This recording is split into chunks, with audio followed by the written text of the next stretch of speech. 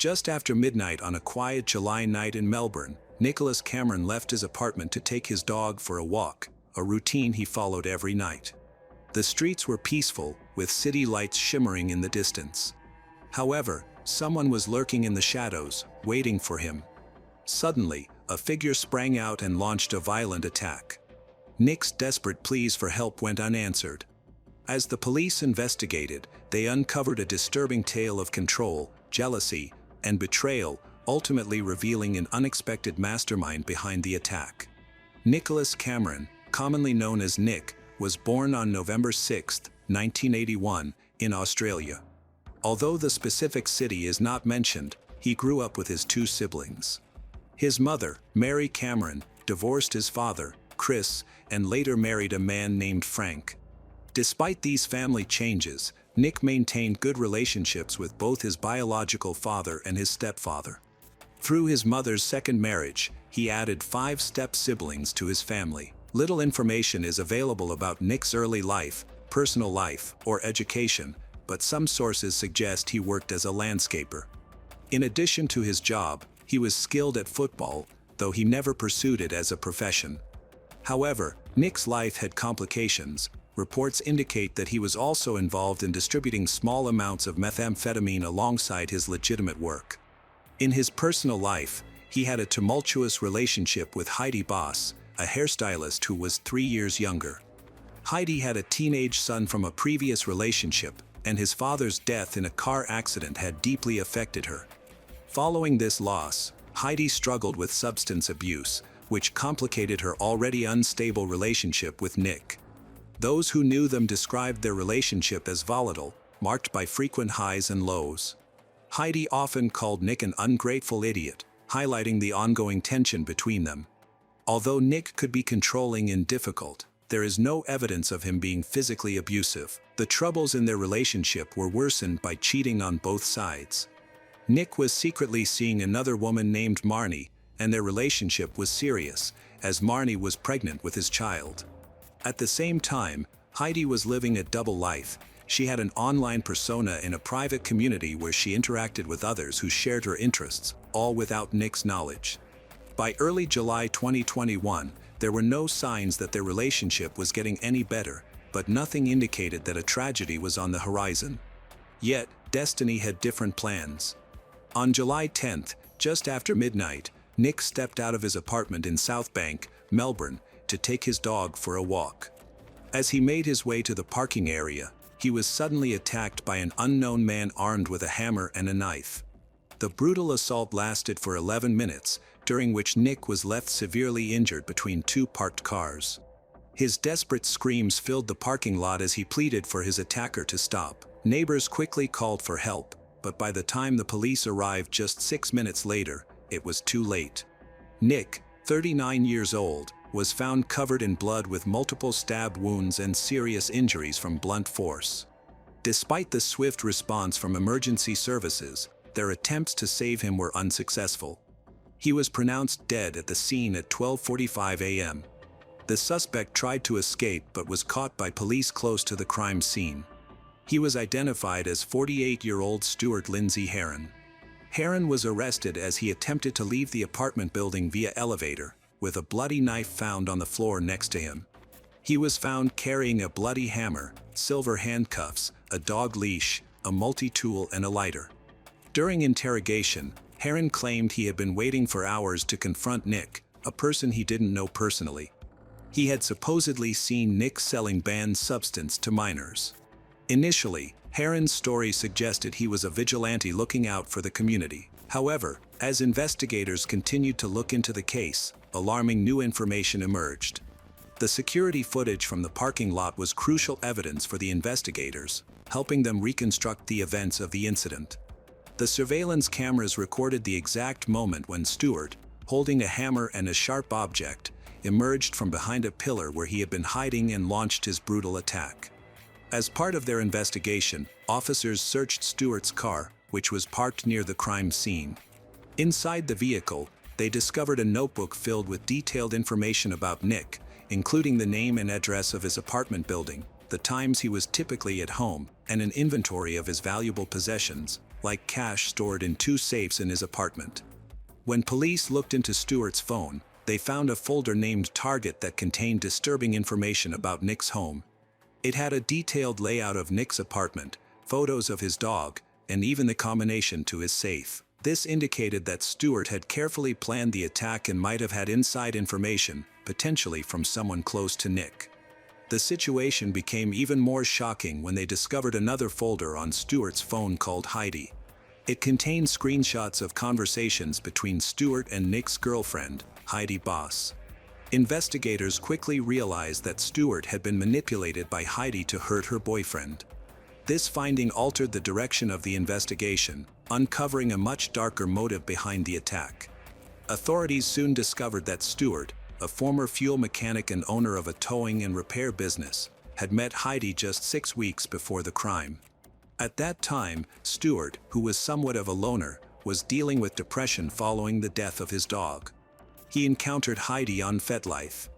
They quickly entered into an unconventional dominant-submissive relationship, although their connection did not initially seem intimate. Stewart openly showcased his loyalty to Heidi on his profile, highlighting the many roles he took on for her, including personal servant, cook, cleaner, masseur, handyman, mechanic, even financial supporter. He expressed his strong dedication to obeying her every command and proudly called himself her lifelong subordinate. Investigators found that as their relationship grew stronger, Heidi began to share her feelings of resentment toward Nick with Stewart. She described experiencing emotional pain, saying her boyfriend made her feel worthless, insecure, and foolish. She characterized his behavior as particularly cruel and emotionally damaging. In messages obtained by the police, she called Nick a loser and expressed her desire to permanently remove him from her life. Stewart was eager to satisfy his dominant partner, Heidi, and remained loyally supportive. He assured her that he would always be there if she needed distraction, companionship, or a way to escape her situation. By June 31st, while at his apartment, Heidi suggested they confront Nick to force him to leave town for good. They came up with a plan, and Stewart confidently claimed he could persuade Nick to disappear from Heidi's life, saying he was 99.9% certain of this. Heidi then shared important information with him, including Nick's address, where he kept his apartment safe, and the location of a spare key taped to an electrical pole outside his building. Later, in statements to the police, Stewart reported that he had started closely tracking Nick's movements, both in person and online. On July 4th, he spent 7 hours observing Nick's house. He was able to enter the building but did not take any action at that time. Later, on July 9th, after a heated argument with Nick, Heidi reached out to Stewart and told him to proceed with their plan. The intention was for Stewart to ambush Nick outside his apartment to intimidate him and scare him. Heidi's role was to try to get Nick to leave his home by inviting him to visit her at 12:30 a.m., knowing that Stewart would be waiting nearby. Eventually, the situation escalated, resulting in the violent attack on Nick. Investigators later found that 2 hours after the murder, Heidi sent a text to Stewart saying she had changed her mind. Unbeknownst to her, Nick had already left his apartment after receiving her message and had been killed by the man she viewed as her possession. It was unclear whether Heidi genuinely intended to cancel the plan or was just trying to hide her involvement, a distinction the authorities needed to clarify, though it wouldn't be straightforward. Despite the substantial evidence against Stewart, he refused to testify against Heidi while in custody. Consequently, it took investigators nearly 6 weeks to gather enough evidence to arrest her.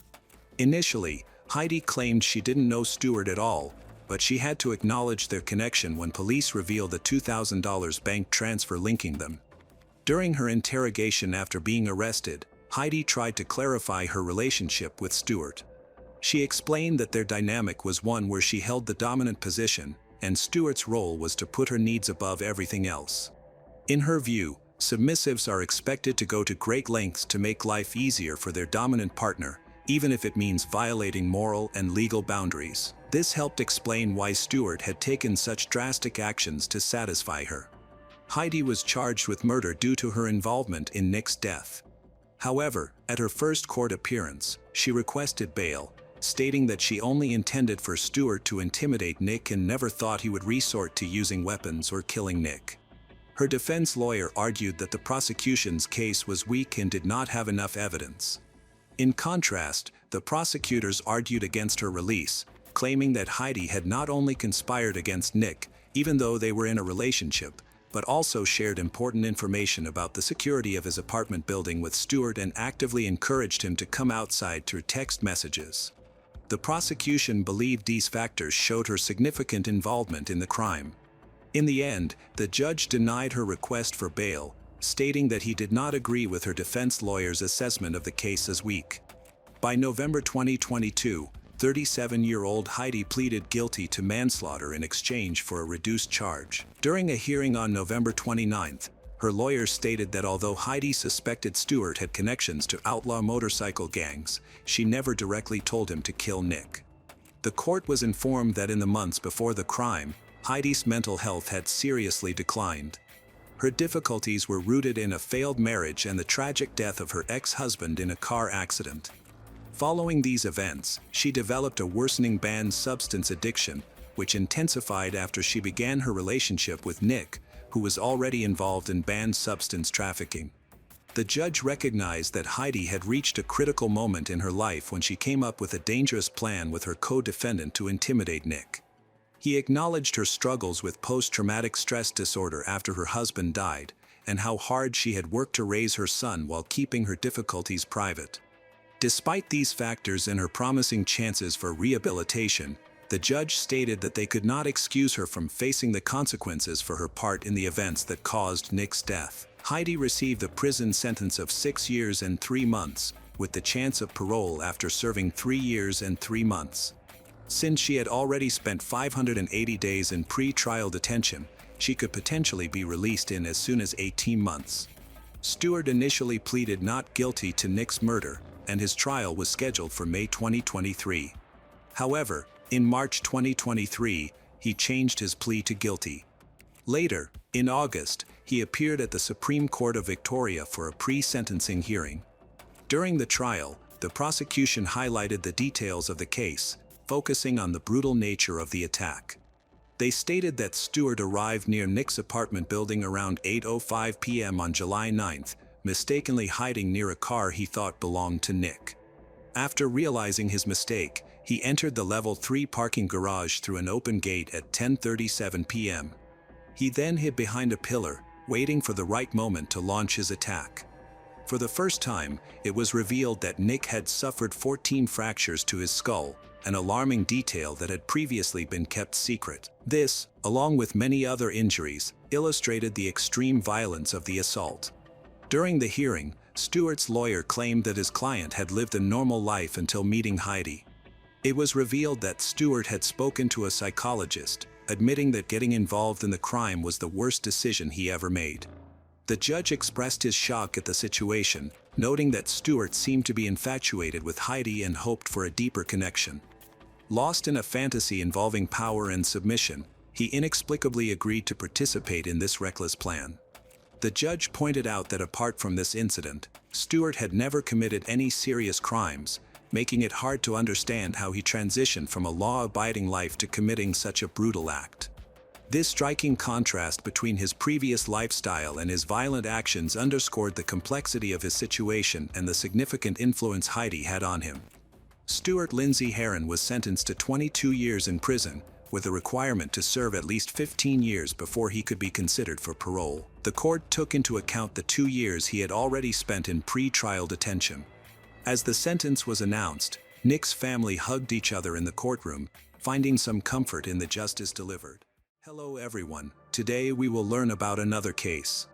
The case of Troy LaFerrara. In 1994, in the tiny town of North Pole, Alaska, USA, Miranda was born. She had an older sister named Ashley, and both girls were raised by their mother, Elizabeth, a single parent. From the very beginning, their lives were not easy. At the age of 2, Miranda was diagnosed with congenital hip dysplasia. Because of this, from an early age she began to wear a special corrector so that she could be mobile naturally. It was difficult for her. Miranda was often perceived as an outcast with her mother. Everything was going badly. Elizabeth had problems with work. During this tough time, her brother, in-law, Richard, became a source of support. He was a serviceman and seemed like a decent person. He frequently visited her home, and he sometimes even looked after the children. However, as it later turned out, his intentions were much darker. When Miranda and Ashley turned 5 and 6 years old, respectively, Richard abused the girls. He convinced them not to tell anyone about what had happened. Only a few years later, the eldest daughter found the strength to overcome her fear and speak about the abuse. It was then that Elizabeth reported the matter to the police. When officers came to search Richard's house, they found a diary detailing all the abuse he had inflicted on the girls. He was sentenced to 10 years in prison but was released after just 6 years for good behavior. This was his first criminal offense, which contributed to his early release. By the time Miranda and Ashley turned 9 and 10 years old, respectively, they were grappling with the psychological trauma inflicted by Richard. When Elizabeth and her children learned that he would be released, it was a tremendous shock. They decided to move to another city. During this period, their situation worsened. Financial difficulties increased, and they felt betrayed by someone they had trusted. All of this became a significant burden. In their hometown, there was nothing that held them back. Living in proximity to such a threat was unbearable. Miranda hoped for a fresh start with the move, but it did not help her cope with the psychological trauma she had endured. By the age of 12, she began to exhibit rebellious behavior, associating with a group of older, dysfunctional teenagers. They engaged in substance abuse and excessive drinking. In her quest to fit in with this group, Miranda also began to indulge in these harmful behaviors. During this period, she met a man who was 24 years old at the time and had a bad reputation. Unfortunately, Miranda seemed to have always attracted such trouble. She became part of a group of teenagers with unconventional interests. They referred to themselves as a satanic group. Most people considered them gloomy and dangerous. Although Miranda wasn't an official member, she clearly participated in activities because of him, who persuaded her to join in some rituals, after which her soul seemingly belonged to him. When Miranda finally told her mother about what had happened, Elizabeth tried to sever all her daughter's ties with this unhealthy group. Unfortunately, this did not help. She began to run away frequently, developed an addiction to hard substances, and her school performance deteriorated significantly, as did her relationships with classmates. She became very aggressive and often instigated fights. The situation continued to worsen, and Elizabeth struggled with similar addictions. Miranda's biological father intervened. As far as is known, this was the only significant impact he had on her life. At his insistence, Miranda was placed in a clinic where she received help to combat the consequences of her experiences.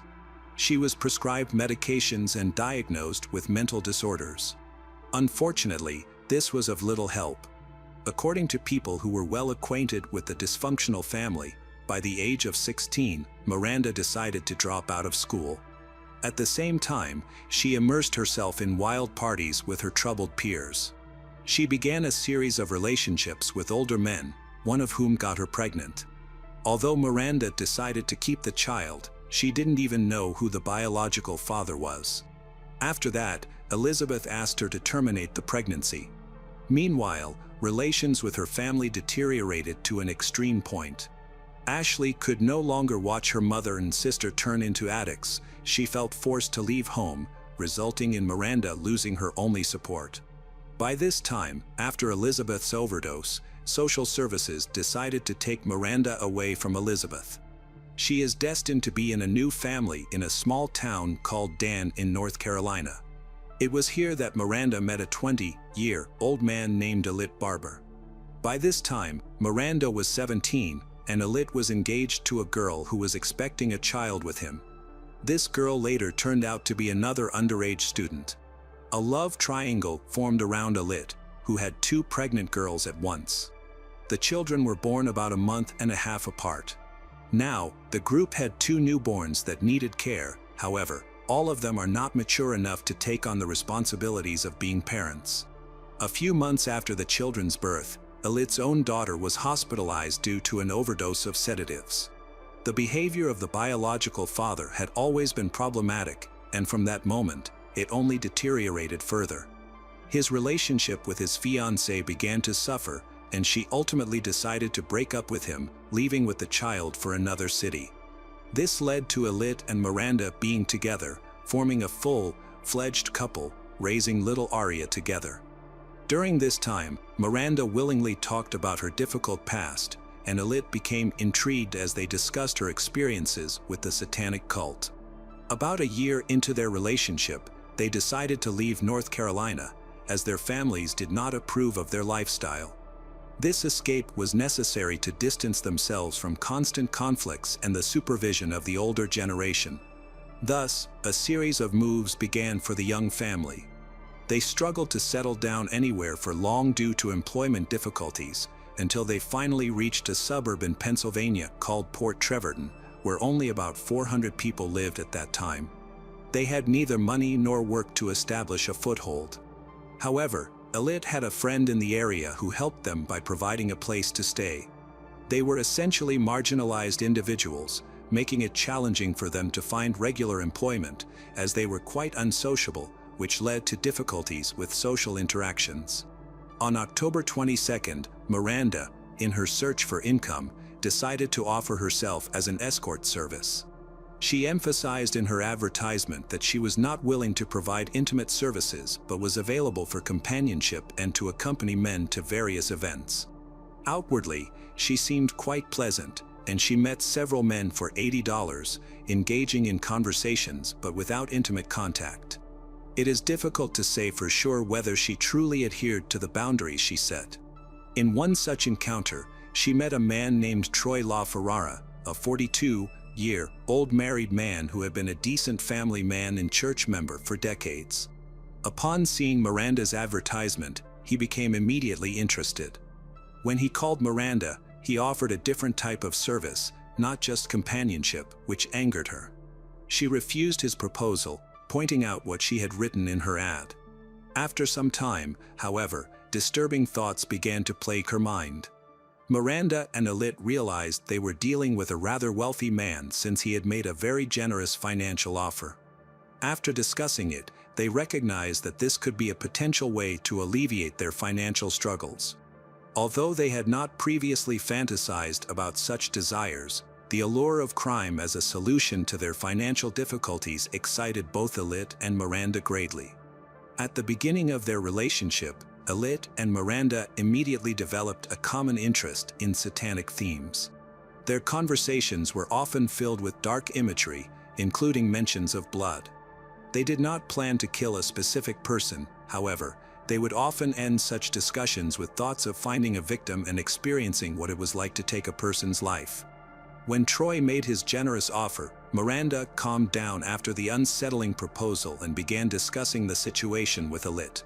Troy lived in another city, and their correspondence took place via the internet, which could easily be deleted along with the removal of profiles. They were not connected in any way in real life, making him an ideal target for murder. They realized they could make good money and fulfill their long-standing dream. A couple of hours later, Miranda agreed to Troy's offer and messaged for him. They agreed to meet in a parking lot of a supermarket on the outskirts of the city, where Miranda would be in her car. Miranda suggested going to a neighboring suburb, claiming it was her summer house that she used for work. Naturally, she did not take the initiative alone. Her boyfriend was supposed to be in the back seat of the car to help her bring her dark fantasy to life. Their plan involved disguising tools and a blanket in the car. The plan stipulated that Miranda would say a code phrase, after which Alit would attack the victim. The meeting was scheduled for November 11, 2013, a date chosen deliberately because it turned out to be Alit's birthday. At the appointed hour, the Honda CR-V was waiting for Troy in the shopping center parking lot. Upon entering the vehicle, he immediately paid Miranda the agreed amount. They drove to a neighboring town, also small and provincial. However, instead of taking him to the house they had discussed, Miranda drove to a secluded spot on a quiet, deserted street in a forested area. She stopped the car and said the code phrase, after which Alit began to strangle Troy with a wire. However, They underestimated their victim's strength. Troy turned out to be quite a powerful man, managing to open the door and even pull one leg out onto the street. Alit quickly weakened. Miranda grew nervous because everything was supposed to have ended long ago, yet it did not go according to plan. They did not expect such resistance. The worst part was that Miranda saw headlights approaching in the rearview mirror, which made her realize they could be caught. She took out the knives they had prepared for a bloody massacre, began to stab Troy multiple times in the chest, neck, face, and stomach. When Troy stopped struggling, ceased showing signs of life, Alit got out of the car, put his leg inside, and closed the door from the outside. He then resumed his position in the back seat, and they fled the scene. They drove to another isolated area in the suburbs, where they stripped Troy of his wallet, expensive watch, jewelry, and anything else they could find, except for his mobile phone. Alit insisted they leave the phone behind, fearing they could be tracked by geolocation. They disposed of Troy's body by the side of the road and drove away, convinced they had committed the perfect crime. Miranda and Alit stopped at the nearest Walmart to purchase cleaning agents to tidy up the car interior. They bought special compounds for the seats and mats, as well as a set of gloves for their cleaning efforts. The front of the car was covered in blood, and cleaning it thoroughly took them several hours. They went to another secluded location to wash away the blood. Afterward, they decided to celebrate Alit's birthday. They went to a restaurant and then to a strip club, using the money stolen from their victim. Alit and Miranda simply continued living their lives as if nothing had happened. The next day, a couple of random witnesses stumbled upon Troy's body, which was not even covered with branches or dirt. The man had been carelessly discarded like trash, with 20 stab wounds and marks of strangulation on his neck. Naturally, witnesses immediately called the police. When law enforcement arrived, they discovered not only the body but also the cord from the electrical device used for strangulation. The body was identifiable because a mobile phone remained in the victim's pocket. The police checked the call history and found that on November 11th, he had contacted only 2 numbers, his wife and one unsaved number. After investigating the unsaved number, the police traced it back to Miranda and obtained her details, including her residence. She immediately piqued the investigators' interest. Within minutes, the police were on their way to her house. Miranda was detained and taken to the station for questioning. From the very beginning, the story unfolded. Miranda denied any involvement in the crime and claimed not to know the victim. Nevertheless, it was obvious that she was nervous and acting suspiciously. It was enough for the detectives to ask for her mobile phone for her testimony to begin to change. At first, she vehemently refused to provide her mobile phone, but as the detectives examined the contents of her correspondence and contacts, Miranda grew more and more anxious. Despite their efforts, they were unable to find the necessary information immediately. Miranda had nothing to present, and so they simply let her go. When Miranda returned home, something changed within her. She began to confide in the first person she met, her friend, about the murder. However, she did this so abruptly that it seemed awkward from the very start. The young man tried to convince Miranda that she should return to the police and confess everything. Her husband, Alit, joined the conversation and acted shocked by the story. Miranda clearly felt remorse. She confessed to her friend that she had stabbed the victim with a knife, but she did not mention Alit at all. Throughout the conversation, her husband never confessed to even being present in the car. Even the friend got the impression that he was manipulating Miranda, trying to impose a greater sense of guilt on her, which seemed strange. Instead of taking any part of the blame, Alit feigned shock and even began to cry. The friend did not suspect Alit could be involved in the crime. On the contrary, he believed Alit to be innocent. Miranda struggled with her thoughts most of the night. Finally, around 4 a.m., she gathered her strength and returned to the police station, where she recounted the murder, insisting that it had been self-defense.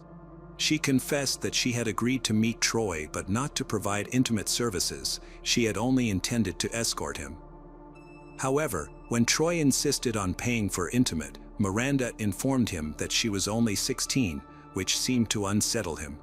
She claimed he would face criminal prosecution if she reported him to the police. This was a lie, as she had just turned 19.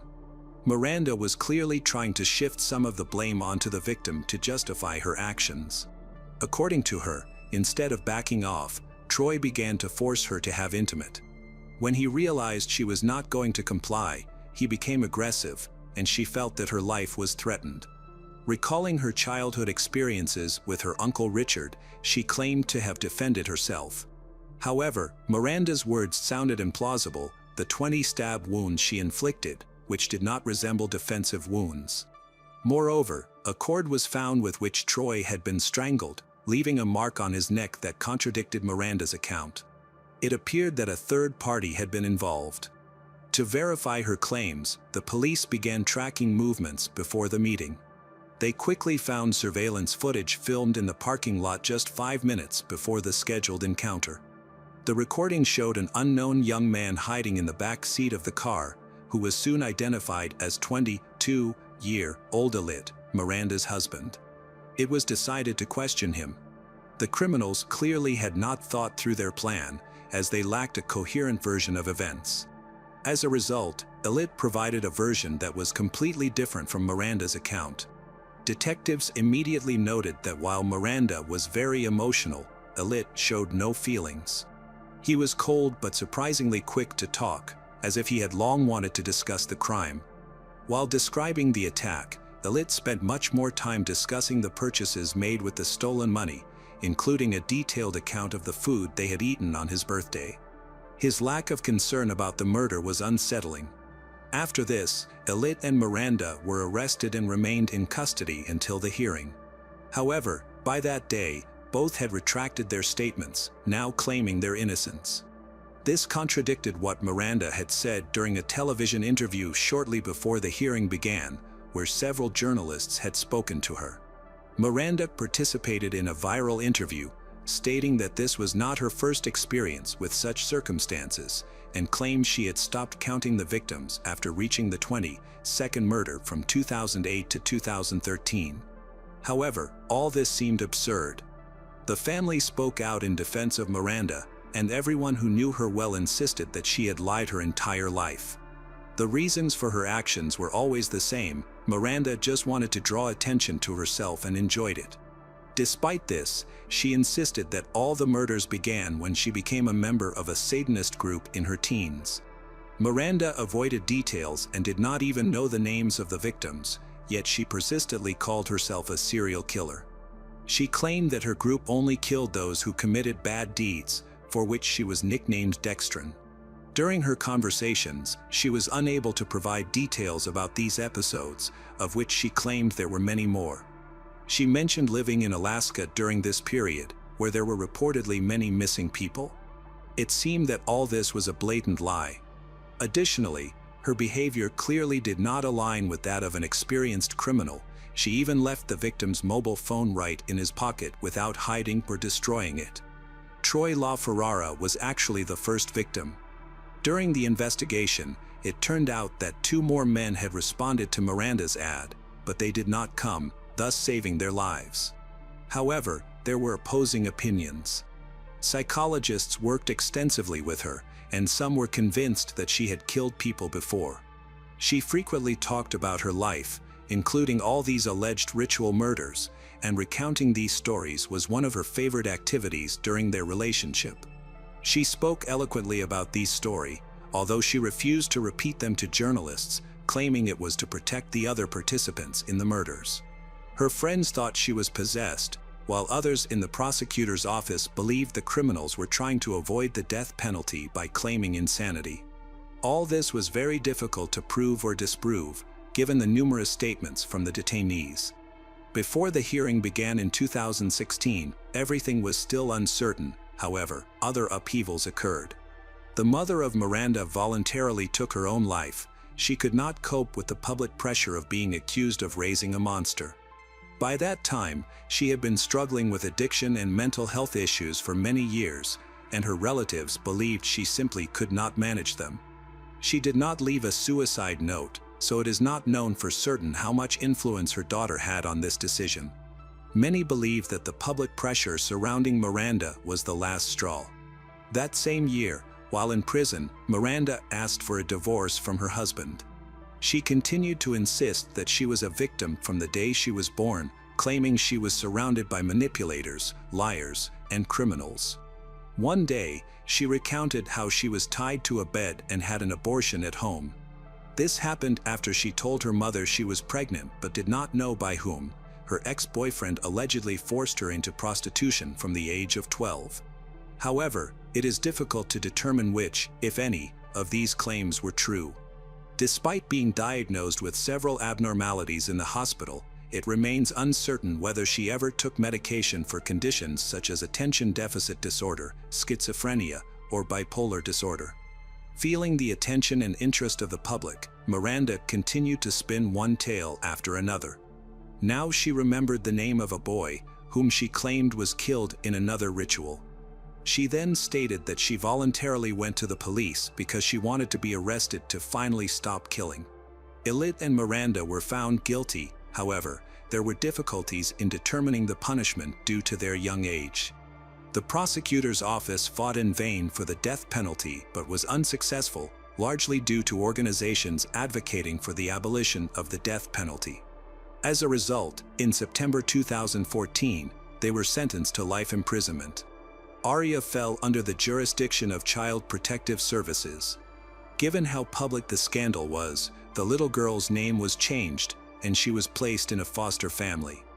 Most of all, the murder shocked Troy LaFerrara's wife. She had no idea her husband was living a double life, and she was even more shocked by the tragic ending. The case of Troy LaFerrara stands as a somber testament to the destructive power of unresolved trauma, the allure of darkness, and the fragility of human lives caught in the crosshairs of desperation and choice. This narrative is more than a recounting of a crime. It is a profound exploration of how personal pain, toxic relationships, and societal neglect can coalesce into an act of irreversible violence, leaving a trail of devastation that echoes far beyond its immediate victims. Miranda's journey from a vulnerable child to a convicted killer is a harrowing descent marked by pivotal moments of suffering and rebellion. Diagnosed with a physical disability at age 2, her early years were shaped by the struggle for mobility and the isolation it bred.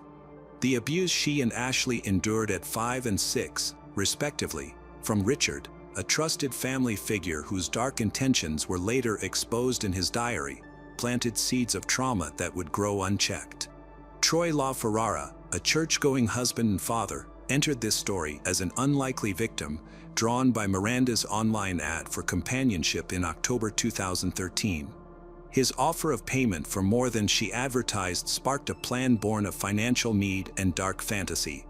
This was not a crime of passion but a calculated act, driven by greed and a perverse desire to experience murder, rooted in the satanic themes that had long captivated their conversations.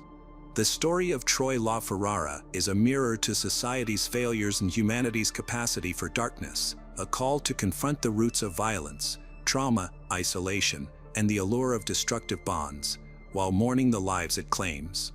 For Miranda, it is a life sentence that began long before prison, a confinement rooted in a childhood stolen by abuse and an adulthood lost to her own choices.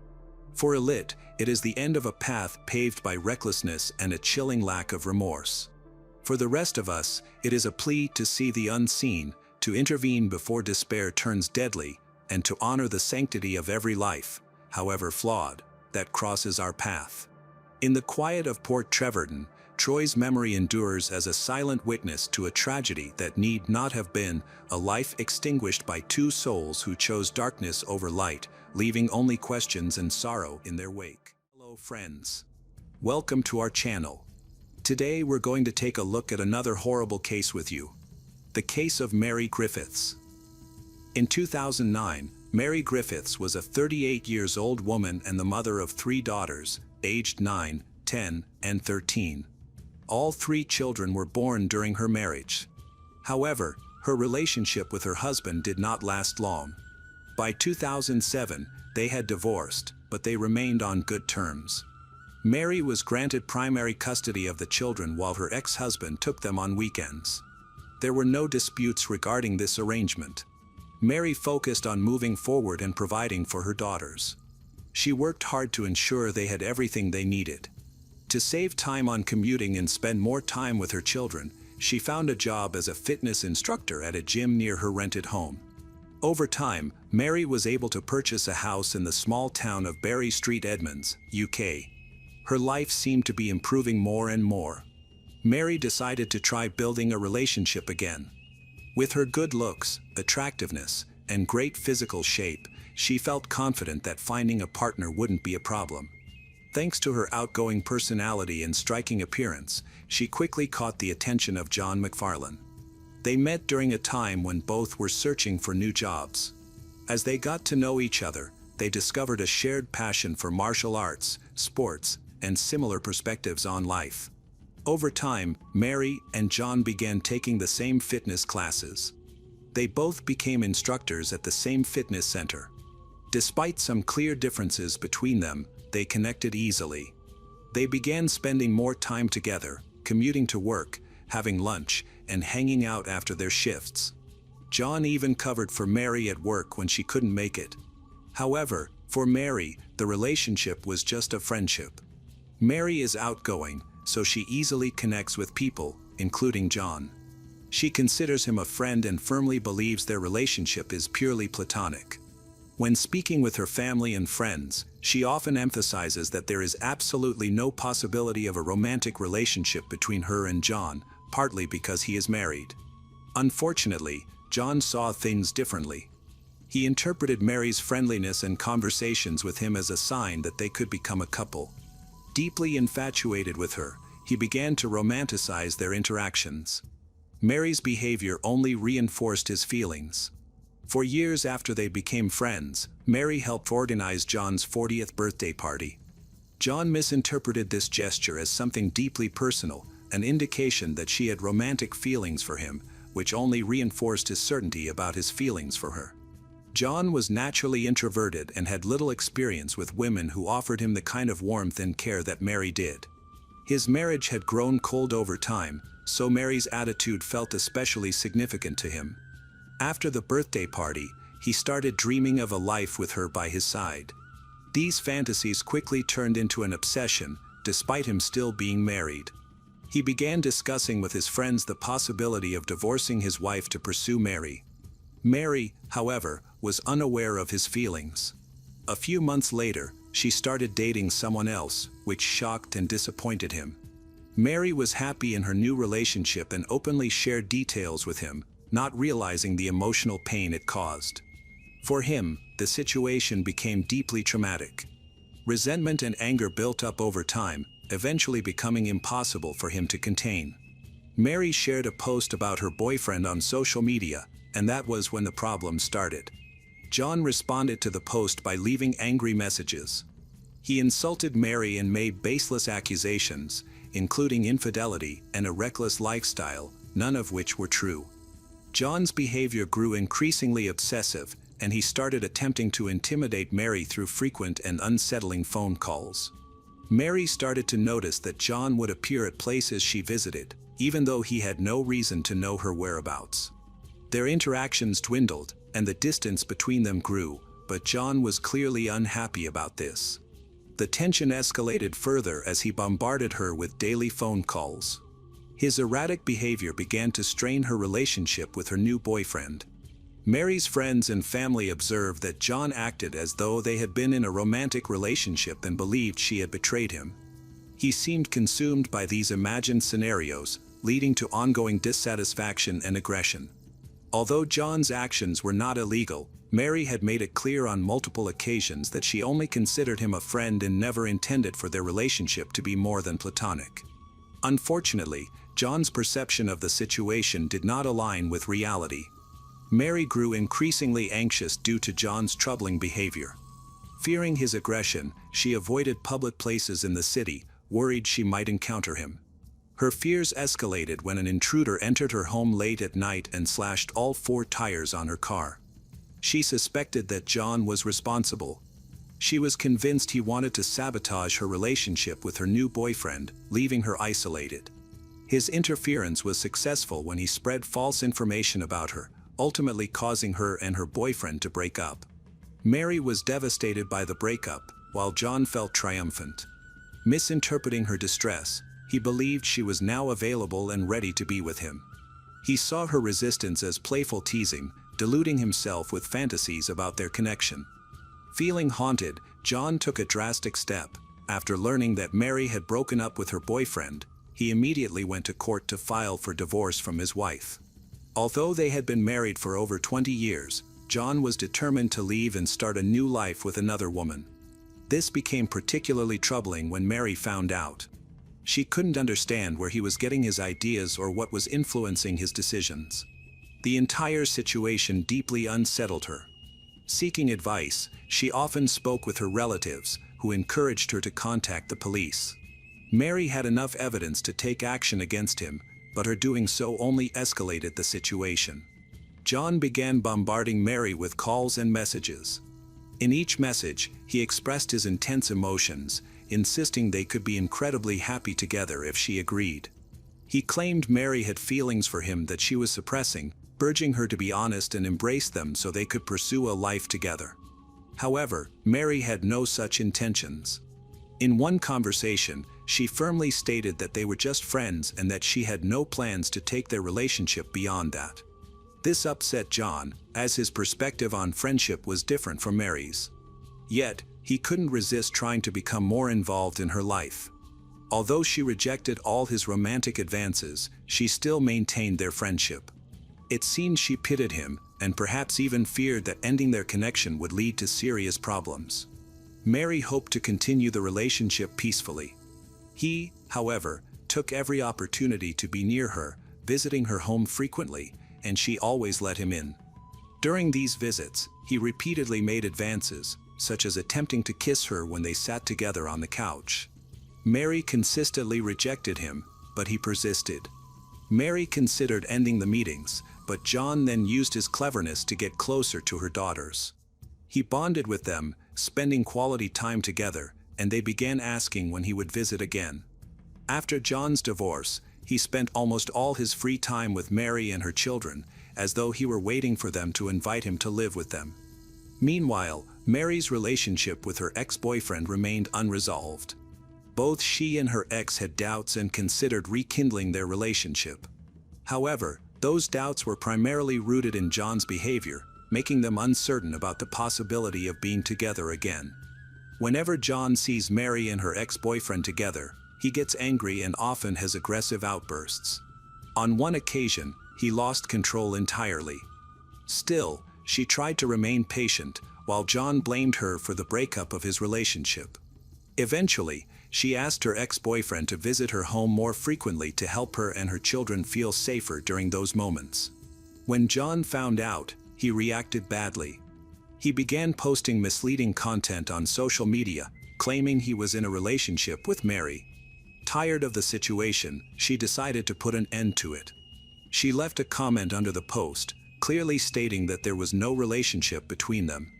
In this situation, the most reasonable thing for John to do is leave Mary alone and focus on his life, allowing her to mend her relationship with her ex-boyfriend. However, John went to Mary's house again instead. By exploiting her sympathy, he convinced her to let him in. Mary, having a kind heart and considering him a friend, allowed him to stay the night, offering him the couch. It was a stormy evening, and she didn't have it in her to leave him out in the bad weather. He appealed to her compassion, reminding her of his struggles after being kicked out by his wife. The arrangement was that he would sleep on the couch, and the next morning, after the children left for school, they would discuss and clarify the situation. For John, it was all just a game. That same night, he attempted to seduce Mary. Mary, however, believed that he stood in her doorway at night, watching her as she slept. At the time, she was in bed with her youngest daughter, who was afraid to sleep alone in her room. She woke up feeling unnerved by his unsettling gaze. She began yelling at him to go away, which woke the children. The incident led to another heated outburst, during which John accused his friend of giving false hope only to crush it for his own amusement. Afterwards, John left, but things took an even darker turn. He started posting alarming content on his social media accounts, talking about death and hinting at ending his life. He also shared these thoughts with many of his friends. At one point, he even shared a disturbing photo of himself standing next to a noose in a barn, as if he were preparing to follow through on his threats. His actions escalated further when he attempted to swallow sleeping pills on 2 separate occasions in a short time span, both of which required medical intervention. On May 3, 2009, John's behavior had become so troubling that Mary insisted he see a psychiatrist. His friends, including his ex-wife, agreed with her. However, the psychiatrist could not diagnose John with any mental disorders and concluded that he was not a danger to himself or others. This misjudgment would prove to be the first in a series of tragic mistakes with devastating consequences. It seemed that John was aware of the issues he was facing and became distressed when the doctors decided not to treat him or admit him to a psychiatric clinic. This news deeply frightened Mary. She felt threatened, worried for the girls around her, and helpless in the face of this danger. On May 5, 2009, Mary's worst fears began to come true. That day, she called emergency services at 999. She told the operator that her friend, John, was acting erratically and appeared to have gone crazy. His alarming behavior left her anxious and unsure of how to handle the situation. Mary explained his history of stalking, his inappropriate actions, and his references to ending his life. Despite these concerns, the operator assessed the situation as non-urgent, indicating a response time of 1 to 4 hours, as all officers were occupied. Mary was informed that a police officer would only be able to visit her the following morning. The operator advised her to call again if the situation escalated, promising a faster response in that case. However, Mary had valid reasons for her initial call. On that day, John attacked her for the first time, exploiting his knowledge of her vulnerabilities. Injured in the attack, she sought treatment for her leg at the hospital. But upon returning home, she found John waiting for her. He was relentless, always lingering near her, pretending to support her, and trying to convince her that she could not live without him. The situation became so dire that when Mary was putting her daughters to bed, the girls were deeply afraid that John might return and harm their mother, possibly taking her away forever. John, finally driven away, was furious. He sent Mary a threatening message, feeling rejected and vowing revenge. Those who knew him were deeply concerned about his behavior and even alerted the police. For instance, Mary's friend called emergency services at around 6:30 p.m. that same day, expressing worry about John's mental state due to his volatile actions. Despite clear evidence of John's dangerous behavior, the authorities failed to take Mary's friend's warning seriously or consider the urgency of her earlier call. Much later, close to midnight, John himself made another call to the police to report a robbery. This ensured that the officers would respond to his call, giving him the opportunity to go to Mary's house. Before leaving, he sent a message to his wife, expressing that he still loved her but blaming her for their problems and the breakup with Mary. He ended the message with an ominous and ambiguous note, suggesting he planned to resolve matters once and for all. John armed himself with an axe and a specialized weapon used for slaughtering cattle, then headed toward Mary's house. At the time, Mary was resting with her children, completely unaware of the impending danger. Around midnight, John arrived at her house, standing near the back door. He used the axe to break in, then threw it in the kitchen. He proceeded to locate the fuse box, which he knew from previous visits, and cut off the electricity to the entire house. With the power out, he climbed the stairs to the second floor. Mary was asleep in her room with her 10-year-old daughter but woke up when she heard someone entering. Confused, she tried to turn on the light and realized it wasn't working. In a moment of terror, she recognized who the intruder must be. Before she could act, John attacked her. He began hitting her and dragged her out of the bed onto the floor, where he pinned her down and started choking her. The commotion woke up all the children in the house. They tried to resist John, but he was much stronger than they were. He injured 2 children and attacked Mary, aiming for her chest. She managed to dodge, but the bullet hit her shoulder, leaving her wounded. This escalated into a desperate fight for survival. Despite her injury, she fought back with all her strength. Realizing she couldn't overpower him, she decided to reach the street, hoping to draw him away from the children and call for help. Mary's 2 daughters were injured and unable to resist any longer, and Mary tried her best to protect them. John attempted to strangle her but failed. Injured and desperate, she struggled to make her way to the front door. She managed to run down the stairs and out onto the street, screaming for help. Her cries caught the attention of the neighbors, who began coming outside to see what was going on. Several witnesses saw John holding a weapon, which he pointed at Mary's chest as she stood terrified. In front of everyone, including children, he attacked twice. Among the neighbors was an off-duty policeman who had been at home resting. The officer approached John, trying to calm him down and reason with him. Without hesitation, he aimed the weapon at the officer, threatening to attack. Unarmed, the policeman raised his hands and retreated, a move that likely saved his life. Afterward, John struck Mary's youngest daughter and fled the scene. Among the neighbors were doctors who attempted to assist Mary while waiting for an ambulance, but tragically, their efforts were in vain. She passed away. 2 of her daughters required hospital treatment, though their injuries were not severe, at least physically. Thankfully, the situation did not escalate to the worst-case scenario. Later, it was revealed that John's original plan was not to harm Mary but to target her children. However, his plan didn't go as intended. He had also planned to take his own life in Mary's home to ensure she lived with the resulting trauma. He shared this sinister plan with a friend through a messaging app, explaining that this was his idea of revenge for Mary breaking his heart.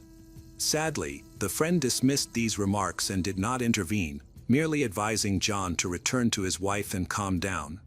After attacking Mary, John immediately wrote to the same friend and confessed what he had done. He was later found bleeding near the house where he had been living for the past few weeks. Upon returning to the house, he attempted to end his life by cutting his wrist but was rescued in time. After regaining consciousness, he claimed to experience memory lapses. He stated that he recalled multiple attempts to end his life, including one just before his arrest. John told the police about his relationship with Mary, describing how she had rejected and betrayed him. Vaguely, he remembered fragments of their fight and the attack, but most of his memories were missing.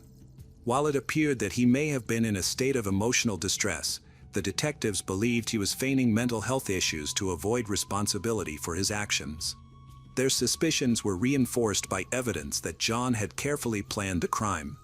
He had shared the plan with a friend, said goodbye to his ex-wife, and even contacted the authorities beforehand to delay their arrival. John took weapons from the farm where he worked and spent additional time at the fitness center prior to committing the crime.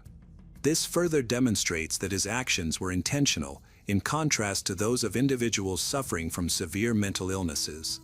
Predictably, the defense attorney argued that John suffered from a mental disorder and had endured a difficult childhood. Following this argument, John was sent for a psychiatric evaluation, which confirmed that he had a severe form of depressive disorder. Despite receiving this diagnosis, he did not admit guilt, claiming that he could not remember anything. Initially, the prosecution aimed to prove premeditated murder in court, but this course of action was eventually deemed unnecessary. After assessing all relevant factors, John's lawyer advised him to accept responsibility. John changed his testimony and pleaded guilty to involuntary manslaughter, although he maintained that much of what had occurred was beyond his memory. For Mary's family, this confession brought some degree of relief. Nevertheless, they were compelled to endure the hearing, during which they agonizingly learned the harrowing details of Mary's final moments. John McFarland received a sentence of life imprisonment with the possibility of parole after 20 years. Typically, parole for such crimes is not considered until after 30 years. However, the court reduced the minimum term to 20 years, citing confirmed mental health issues as a mitigating factor. Mary's family was outraged that the court had considered John's mental health as justification for a reduced sentence. They strongly believed that John deserved a far harsher punishment, arguing that he not only killed Mary but also posed a serious threat to others, including her children. In their view, John should remain isolated from society permanently. The family testified to John's obsessive and dangerous behavior, presenting evidence that he had initially planned to harm the children. Ultimately, it appeared that Mary's desperate struggle with John had diverted his attention away from the children, but at the cost of her own life. Due to the persistent efforts of Mary's family, the case was reviewed. As a result, John's minimum sentence of 20 years was increased to the standard 30 years. Following the retrial, the senior investigator approached Mary and expressed hope that the revised decision and extended sentence would provide her greater comfort. However, the matter did not end there. Mary's children, Sophie, the youngest, turned 18, Hannah, 19, and Jessica, 22, jointly decided to pursue accountability for those they believed had contributed to John's attack. They held the police department, specifically the dispatcher, and the psychiatrist who had deemed John sane and failed to mandate psychiatric treatment, responsible for their perceived negligence. They argued that if the danger posed by John had been fully understood, Mary might still be alive. This seemed logical, as even a brief conversation with a psychiatrist, who had evaluated John after his arrest, reportedly revealed signs of mental illness. Serious psychological issues had clearly been overlooked, and it remained unclear why 2 previous hospital tests had failed to detect similar problems. It became evident that the response to calls placed by Mary and her friend, made only half an hour apart, was inadequate. The dispatcher underestimated the severity of the situation, which they believed to be the main reason the police failed to respond in time to prevent the tragedy. This failure prompted revisions to several regulations aimed at improving threat detection and enhancing police procedures. It was decided that law enforcement officers had fulfilled everything correctly within the regulations. However, Sophie, Hannah, and Jessica do not lose hope that their efforts were not in vain and that this will at least help save the lives of other victims. Welcome back, detectives. Let's dive into another horrible case. The case of Yu Young Chol. Yu Young Chol was born on April 18, 1970, into a poor family in Gochang County, South Korea. He had a challenging childhood, as he was bullied at school due to his family's low social status. This early experience of poverty is believed to have fueled his resentment toward wealthier individuals, as some of his future victims were affluent people. Yu and his siblings were abandoned by their mother at a young age. One day, their mother left them at their grandmother's house and never returned. The children were left to live in severe poverty with their elderly, ailing grandmother. Eventually, their father took them in and moved them to live with him and their new stepmother. However, the situation did not improve, as their stepmother treated them cruelly. Tragedy struck again in 1985 when Yu's father died in a traffic accident. Determined to change his life, Yu resolved to work hard and find success to escape poverty. He enrolled in an art school, but his time there was difficult. He was rejected and ostracized by his fellow students, who regarded him as mediocre. In 1988, he decided to attend the technical school to earn any available qualifications. However, instead of focusing on his studies, Yu turned to a life of crime in an attempt to make money quickly. Unfortunately for him, his criminal endeavors were largely unsuccessful. At the age of 18, Yu was arrested for stealing from a wealthy neighbor. He was sent to a juvenile detention center, but the consequences didn't end there. Since he could no longer attend his technical school classes, he was expelled, marking the beginning of a downward spiral. Yu didn't stop stealing. His thefts escalated to more valuable items, including cash and eventually cars. In 1991, he was arrested again for stealing from his landlord. This time, he was sentenced to 10 months in jail, giving him time to reflect on his actions. Despite his criminal record, his girlfriend, who worked as a masseuse, agreed to marry him, and they had a son together. However, instead of focusing on family life, Yu returned to stealing. He was caught stealing a car and sentenced to another 8 months in jail. Around the same time, Yu was diagnosed with epilepsy, leading to a brief stay in a medical facility before returning to his normal life. Interestingly, this epilepsy diagnosis would later become something he used to his advantage. Yu was no stranger to breaking the law for personal gain and had a history of similar crimes, which he regarded as only harming insurance companies. However, over time, He escalated from minor thefts to more serious offenses, becoming increasingly corrupt and unhinged. Yu served a 2-year prison sentence for illegally selling adult photos. Upon his release, he resumed stealing, eventually landing back in prison for another 3 years. Meanwhile, Yu's wife silently shouldered the responsibility of raising their son while he repeatedly committed theft and faced arrests. Her patience finally ran out in the year 2000 when he was accused of abusing a young girl and was subsequently sentenced to 3.5 years in prison. This prompted her to file for divorce. During the investigation and while Yu was in custody, she reported his cruel behavior towards her and his struggles with alcohol abuse. After his release in 2003, Yu embarked on a path of depravity and crime that would horrify the world and plunge the city into fear for years. During his time in prison, he became fascinated with Zhang Duyan, a murderer who killed 9 people between 1999 and 2000, primarily targeting wealthy individuals to commit theft driven by greed for accumulating wealth. You seem to identify with Zhang, sharing a deep resentment toward the rich, whom he blamed for his own misfortunes. Simultaneously, Yu developed profound animosity towards women following his divorce. This resentment, combined with his admiration for Zhang, fueled his hatred and destructive thoughts. He later expressed beliefs that women should not be escorts and that wealthy people should be held accountable for their privilege.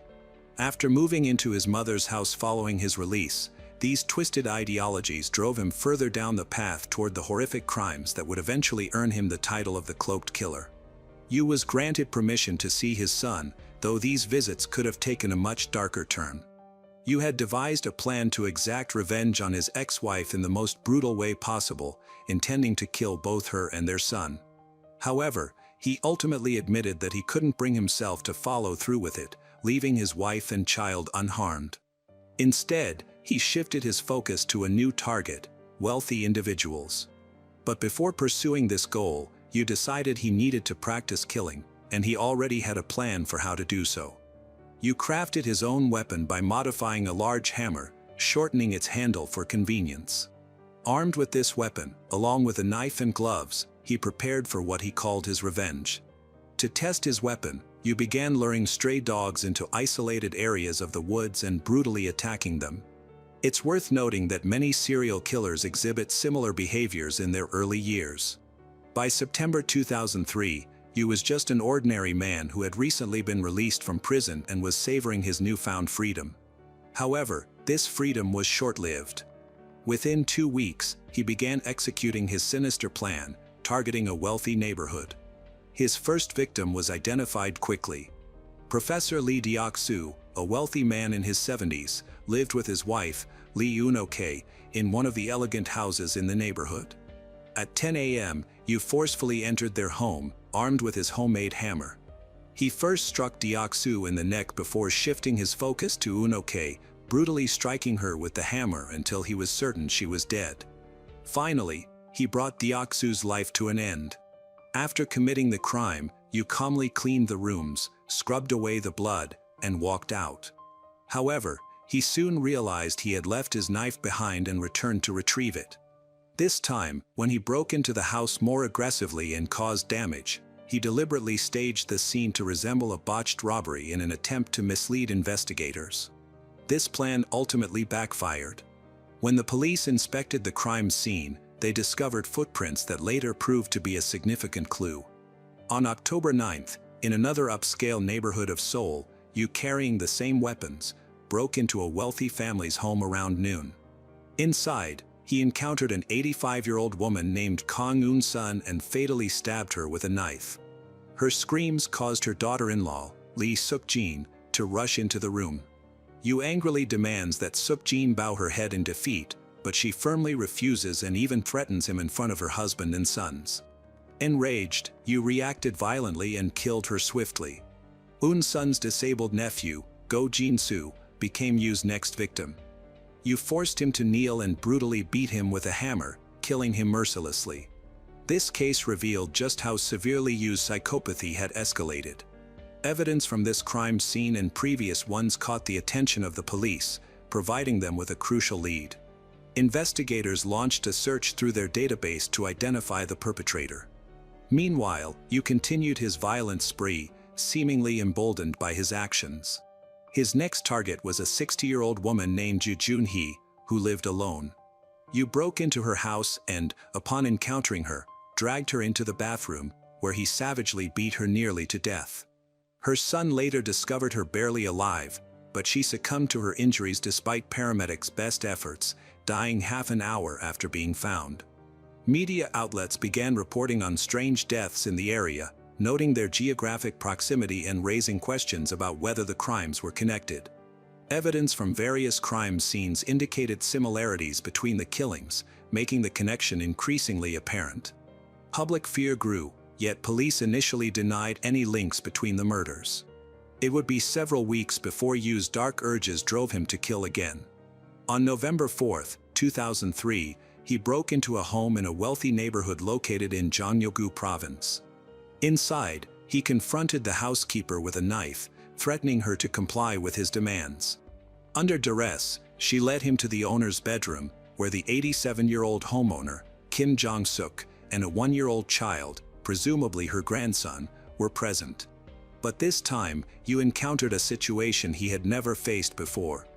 As Yu rushed at Jong-suk with a hammer, the housekeeper grabbed the baby and attempted to escape through the door.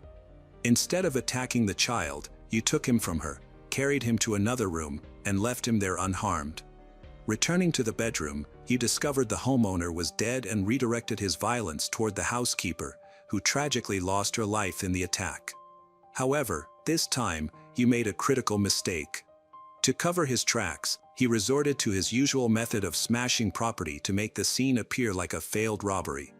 However, he realized he had left blood traces on the safe door after cutting his finger while attempting to open it, a crucial lead for the police. If Yu's decision to spare the baby initially seemed to hint at a shred of humanity, his chilling actions afterward destroyed any such impression, leaving a trail of horror and disgust. Yu attempted to destroy evidence by setting the house on fire with the child still inside, then watched the flames consume parts of the home from a safe distance. Despite the intense fire that destroyed the bodies and the main bedroom, most of the house remained intact. Investigators were able to recover surviving CCTV footage, which offered them a glimpse of South Korea's new serial killer. The footage showed a man wearing a sweater he had taken from the house, likely to cover the bloodstains on his clothes. Although only visible from behind, the image provided a valuable lead for investigators. Police also discovered another set of shoe prints at the crime scene, further linking this murder to previous ones. Still, Yu continued his spree. While following his established pattern, he decided to deviate and seek change, which led him to his next victim. Yu, now posing as a police officer by obtaining a uniform, began extorting money from women working in escort services or the red light district. He excelled at this illegal activity, earning enough money to rent an apartment and maintain his reckless lifestyle. During this time, Yu started dating a woman from the escort services. His disdain for women deepened when she refused his proposal to live together after discovering his troubled past, including his previous marriage. This rejection marked a turning point for Yu, sparking his desire for revenge. On March 16, 2004, Yu returned to the streets with sinister intentions. Dressed as a police officer, he pretended to arrest a girl and took her to his apartment. This time, unlike his previous victims, he killed her by strangulation, fully revealing his deeply sadistic nature. Due to the inability to safely move the body out of the third floor, Yu decided to put it in a grocery bag and bury it near Sogang University. To ensure he wouldn't reuse the burial site, he marked the spot with a bottle cap. His next victim deviated from his usual pattern. After buying fake Viagra from a street vendor on Jae-sun but it doesn't work, Yu once again disguises himself as a police officer and arrests Jae-sun for selling illegal pharmaceuticals. Driving Jae-sun's personal van, he went to a secluded area and launched a brutal attack. He wounded Jae-sun in the head and neck, but Jae-sun fought back, injuring him in the process. Infuriated by the resistance, Yu struck back with a hammer, landing over 20 brutal blows to Jae-sun's head. Yu's blood was discovered in Jae-sun's van, forcing him to eliminate the evidence.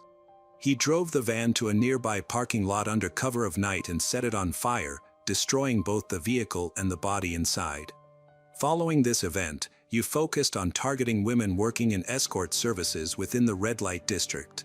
This marked the beginning of a brief but horrifying series of murders, resulting in the deaths of many people and leaving deep scars on the families affected by his violent actions. You changed his approach by luring women to his apartment, where he assaulted them individually before burying their bodies in various locations. To avoid burying in the same place, he marked each place with a bottle cap. He repeated this method with 9 victims. However, his lack of foresight ultimately led to his downfall. Suspicion arose when a massage parlor owner began noticing a pattern of unexplained disappearances. Several of the missing women worked for establishments owned by the same man. Strangely enough, family or friends are often unaware of these disappearances because many of these girls live independently, which makes them more likely to become targets of attacks. One day, the massage shop owner received a request from a man who wanted to use the services of a girl working at the shop. Further investigation revealed that the phone number belonged to one of the earlier missing victims. Alarmed, the owner contacted the police and worked with them to craft a plan aimed at capturing the perpetrator, suspecting that the women were being abducted and possibly trafficked. When the investigators sent an undercover employee to collaborate on the plan, the police prepared to apprehend the suspect, seemingly close to detaining you. However, you abruptly canceled the meeting and called the girl back. The reason? The girl's height played a key role.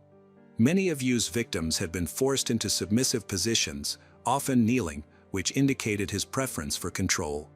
His targets were typically elderly individuals, vulnerable women, or escort service workers, chosen because they were easier to overpower. Encountering a taller girl made you feel less dominant, which prompted him to call off the meeting at the last minute. The police didn't give up. Shortly afterward, they identified the perfect undercover officer, and you took the bait. Before he could act, he was surrounded by police officers. During his arrest, Yu was seen desperately chewing something, later discovered to be business cards belonging to several women. During interrogation, he provided shocking information far beyond the expectations of the police. Yu was transferred to the Seoul Police Department, where investigators questioned him thoroughly about his activities. Although he denied any involvement in abducting or trafficking women, Yu ultimately confessed to multiple murders in affluent neighborhoods. He claimed to have killed more than 20 people, beginning with the Gangnam-gu murders and concluding with the murder of an escort worker just days before his arrest. Despite his confession, the police were skeptical and hesitant to believe his claims immediately, suspecting him of exaggerating to shock them. Whether Yu had fully planned his next move is unclear, but he exploited his epilepsy to stage a fake seizure. Remarkably, the officers believed him, removed his handcuffs, and left the door open, assuming he was too weak to pose any threat. This lapse in judgment allowed him to escape to his apartment, where he began destroying evidence. Within 12 hours, the police located Yu again and detained him, this time ensuring there was no opportunity for him to flee. During interrogations, Yu repeatedly changed his story. He eventually agreed to guide the police to the burial sites of his victims. During these crime scene investigations, he earned the nickname the Cloaked Killer because the police had to photograph the remains while Yu was draped in a yellow cloak, his face concealed behind a mask. The police department faced significant criticism for its handling of the case. Yu might never have been caught if not for the intervention of local massage parlor owners. He had openly stated that he intended to continue his acts of revenge until someone stopped him. During the trial, Yu attempted to attack the judge and then attempted to end his life while in custody, causing unnecessary delays in the trial process. Upon returning to court, he attempted to assault a spectator and showed no remorse toward the families of his victims. Eventually, Yu Young-chul was found guilty and received the maximum sentence. He is now on death row. Although South Korea has not carried out the death penalty since 1997, his appalling crimes and utter disregard for human life have sparked outrage across the nation. Even if the death penalty is not enforced, the public finds solace in knowing that Yu will spend the rest of his life behind bars. Hello everyone, today we will learn about another case. The case of Shirley Nduge. Choosing a soulmate is a very important step because this person can become the love of your life or a real nightmare. Shirley Ann Duguay was born on October 11, 1962. She was a native of Prince Edward Island, born and raised in the smallest of the Canadian provinces. Regarding her early years, she grew up in a close, knit family with two sisters. They had a loving father who supported them and was family-oriented, a value he passed on to his daughters. By 1994, Shirley was a 32-year-old mother of 5 children, 2 of whom were from previous relationships. However, she was going through a serious crisis with her husband, Douglas Beamish, with whom she had been in a relationship for several years. Shirley worked hard and devoted the rest of her time to her children. This was very helpful to her. She never lost faith in herself or people and maintained a positive attitude, constantly communicating with relatives and friends who supported her in every possible way. She truly needed that support as she barely managed to finalize her divorce proceedings with Doug. A dispute over custody of the children arose during their relationship, which had become increasingly oppressive. Shirley repeatedly complained that she was a victim of domestic violence. People in her close circle often saw traces of beatings on her. Despite the cruelty of the relationship, she rejected any proposals to separate, believing that her husband would simply kill her if she tried to leave. Even when Shirley reached a boiling point, her husband managed to keep her from getting a divorce. She was financially dependent on him, emotionally depressed, and simply afraid she would not be able to cope with the children without his support. Unfortunately, as they aged, his aggression began to shift toward the younger generation. At this point, Shirley sought support from the state to combat domestic violence. The Canadian justice system treated problems within the family with much less attention than the situation required. Despite numerous threats, statements, and evidence of aggression, Shirley failed to achieve any prohibitions or restrictions against Douglas. Finally gathering her strength, Shirley filed for divorce and moved out with the children. Now, the most pressing issue was the division of custody rights. During this period, she had 5 children aged 8 to 15. She feared for their health and safety given her husband's behavior. As a result, she sought sole custody of her 3 youngest children, fearing that Douglas would take revenge and shift his anger onto them. She intended to limit his opportunities for supervised visitations to no more than once a week. Additionally, she was counting on alimony because raising 5 children alone would be too challenging. Though she was already receiving small payments for 2 children from a previous relationship, it was not enough. Shirley's intentions only fueled Doug's anger. By the fall of 1994, she repeatedly expressed fears for her life. Yet, despite everything, she continued to hope for the best and led a normal life. On October 7, 1994, a woman found an abandoned car on Highway 169, near Tyne Valley in rural Prince Edward Island. She couldn't specify how long it had been there since she had been away from home for several days. Upon her return, she immediately noticed a car parked oddly in the middle of a field. When she approached to offer help to the driver, her worry grew. The car had no license plates, and on the windshield, there were numerous small splashes resembling blood. There was no one near the car, so she quickly contacted the police. Upon receipt of report, the law enforcement officers arrived at the scene and confirmed that something terrible had possibly happened in the car. Inside, they found many bloodstains but no signs of a struggle or dragging nearby, suggesting it had been abandoned far from where a confrontation had taken place. Investigators wondered if the victim of such an attack could have survived. Due to the lack of license plates, identifying the car took longer. Eventually, detectives discovered it belonged to 32-year-old Shirley Ann Duguay. They tried to contact her, but to no avail, as her address was not known. They could only find her father and children. As it turned out, none of her relatives or friends had heard anything about her despite several police calls. Shirley had stopped responding to calls 4 days before the witness reported the abandoned car, approximately on October 3rd. It was normal for her to leave periodically for work, so during that entire time, no one suspected anything was wrong. No one could find the mother of the children, leading the police to begin a search operation, considering Shirley might be in danger. Given the amount of blood in the cabin, it was evident that the attack had been committed with great cruelty. This was also indicated by the nature of the splashes, which were analyzed by experts. Blood doesn't randomly splatter all over a cabin from random blows, it suggested a prolonged beating. Such behavior was atypical for either robbery or abuse, as typically, brutal criminals are well acquainted with their victims. Naturally, the immediate environment of Shirley was inspected, and everyone who knew Shirley pointed to her ex-husband, Doug. There were no other suspects, only he had issues with her. This man constantly beat her and threatened her. Investigators decided to interview Doug. He confirmed that he had a tense relationship with his wife but blamed her difficult character. He denied any accusations of domestic violence and cruelty on his part, accusing his wife of wanting to spite him after the divorce. Given the capabilities of forensic science in 1994, it was not possible to quickly determine the source of the blood found in the car. Doug behaved calmly, and there was no evidence linking him to the crime. Despite numerous witnesses believing him guilty, this was deemed insufficient. The main problem was the absence of a body. It remained unclear what happened to Shirley, so she was still considered missing.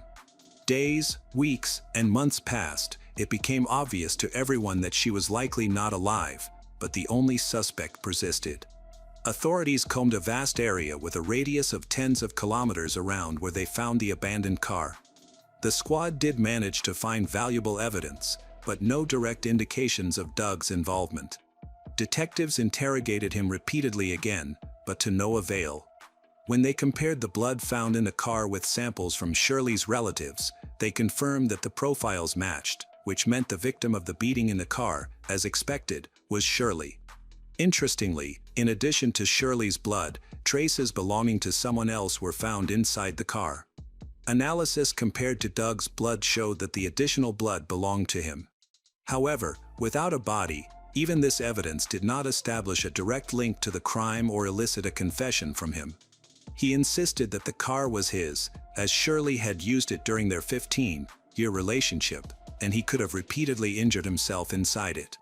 It was impossible to calculate the exact time of his bloodstains' appearance. All of this caused bewilderment and discontent among the relatives of Shirley. The local community was also outraged because a dangerous person was walking free. Many believed in Doug's guilt. The Duguay family insisted that he was the only one capable of such cruelty. In the car, there were numerous splatters of blood, and experts indicated they resulted from medium force blows. However, the police were not sure if the criminal had used a weapon. The cushion on Shirley's seat was soaked in blood. She had used it to sit while driving. Being a petite woman, about 150 centimeters tall and weighing around 45 kilograms, she needed the cushion to control the vehicle effectively. The cushion had blood from two different sources mixed. About 1 kilometer from the abandoned car, they discovered a shovel with traces of blood and 2 black hairs. This evidence became the first valuable clue examined by forensic scientists in the laboratory. Microscopic analysis and comparison with the hairs found on Shirley confirmed they belonged to her. By this time, the search operation had been underway for more than a month. The most significant find was a thick plastic bag containing a pair of sports shoes and a leather jacket, both covered in blood. The items were located 2.5 kilometers from Shirley's car. The blood stain analysis confirmed they belonged to Shirley. However, the shoes and jacket were clearly not her size, were more consistent with a man's. When questioned about the sneakers and jacket, Douglas denied ever having worn anything like that. Unfortunately, there was once again no confirmation of this, as his blood was not found on the jacket or shoes. Detectives noticed that the sizes matched, but this was not enough to bring charges. The list of evidence included significant circumstantial evidence. It turned out to be a tough nut to crack, so more information was needed. The found shoes were sent to shoe expert Key Beadle. He knew well that each person wears shoes in their own way. Differences in shape, size, and structure of feet result in unique features in mechanics. Each person's gait is as unique as their fingerprints. If the shoes had been worn for a long time, this would affect the geometry and wear characteristics. Dr. Key began studying the marks left on the insole and the inner surface of the sole. As part of the investigation, a warrant was obtained to create casts of Douglas's feet. This became an important stage in the process. In parallel, the expert analyzed the condition of the insoles and soles of the discovered shoes, revealing that the criminal had a deformed big toe. A small, twisted print suggested that Doug had used them. Nevertheless, Doug continued to deny his involvement. Forensic experts placed great hopes on analyzing the jacket, which had peculiar fibers, including 20 thin white hairs. With this exception, no other evidence remained on the clothing. The forensic experts examined the fibers under a microscope and found that they resembled animal hair rather than human hair. The detectives were busy with the investigation, and one of them recalled an important detail. When he first came to speak with Doug at his home, he saw a white cat named Snowball. By connecting the owner of the jacket to the animal, they could potentially establish who owned the item of clothing. The police became convinced that these lint particles were left by the criminal's cat, which led to the key question of how to prove the criminal's guilt through his pet. The search began for an expert who dealt with such matters. Detectives made hundreds of phone calls and were amazed to find that such studies had not yet been explored in the history of criminology and forensic science. The closest researchers were pet experts studying their genes to combat diseases. Dr. Stephen O'Brien, a geneticist from the National Institute in the USA, spent decades studying hereditary diseases in cats, including cancer. He knew more about pet genetics than anyone else in the world. However, even he did not promise much. Comparing the DNA profile of Snowball with detected fibers was a unique task. First, it was necessary to obtain a blood sample from the cat, but the owner of the pet was not inclined to cooperate with the police. A significant amount of time was spent just catching the cat on the street and getting a blood sample. Finally, Dr. O'Brien received samples of Snowball's materials, including fur, which were transported almost under escort. Fortunately, many of these hair follicles were preserved, providing enough for a DNA profile comparison. Dr. O'Brien confirmed that the fibers belonged to the same animal. However, a new question arose. Prince Edward Island was nearly isolated, and the doctor had serious suspicions that many domestic cats lived there, which could mean they were all related. If this was indeed the case, then comparing DNA profiles could show a match with any two animals in the province, calling into question all the work done. The police were not planning to give up, so they decided to gather at least 24 blood samples from cats in the area, which would later be delivered to Dr. O'Brien's laboratory for analysis and comparison. This process took even more time, during which the dangerous criminal was still at large. When the report was finally ready, Dr. O'Brien confirmed that there was great genetic diversity among the cats on Prince Edward Island. Not a single pair of the 20 samples collected matched. This led to the conclusion that, apart from Snowball, only one of the 70 million cats could have owned this fur, which became a turning point that confirmed the white fur of the jacket belonged to Douglas's cat. Despite this evidence, Douglas continued to insist that he had nothing to do with the jacket and claimed he had no idea where his ex-wife was. More than 6 months passed, but the body of Shirley was still not found. 7 months after the disappearance of Shirley, a random fisherman was sailing along the river in Enmore. He noticed something suspicious in the bushes along the shore but could not see it clearly. So, he decided to swim closer. From a distance of several meters, he realized that the remains definitely belonged to a person, but the stature was so small that the fisherman initially thought it was a child. They was far from the city, so he thought that wild animals might have dragged someone's body away. He covered the remains with his raincoat and went towards the city to contact the police. When the authorities finally arrived, they saw the remains of a woman in a state of severe decomposition. The situation was not as dire as it could have been because the remains had not been exposed to extreme heat, which partially alleviated the decomposition situation. The examination confirmed that the body belonged to Shirley and Duguay. Although it was buried, the body surfaced due to abnormal weather conditions that made the coastal soil unstable, causing it to wash away. Despite the degree of decomposition, it was obvious that Shirley had been subjected to cruelty.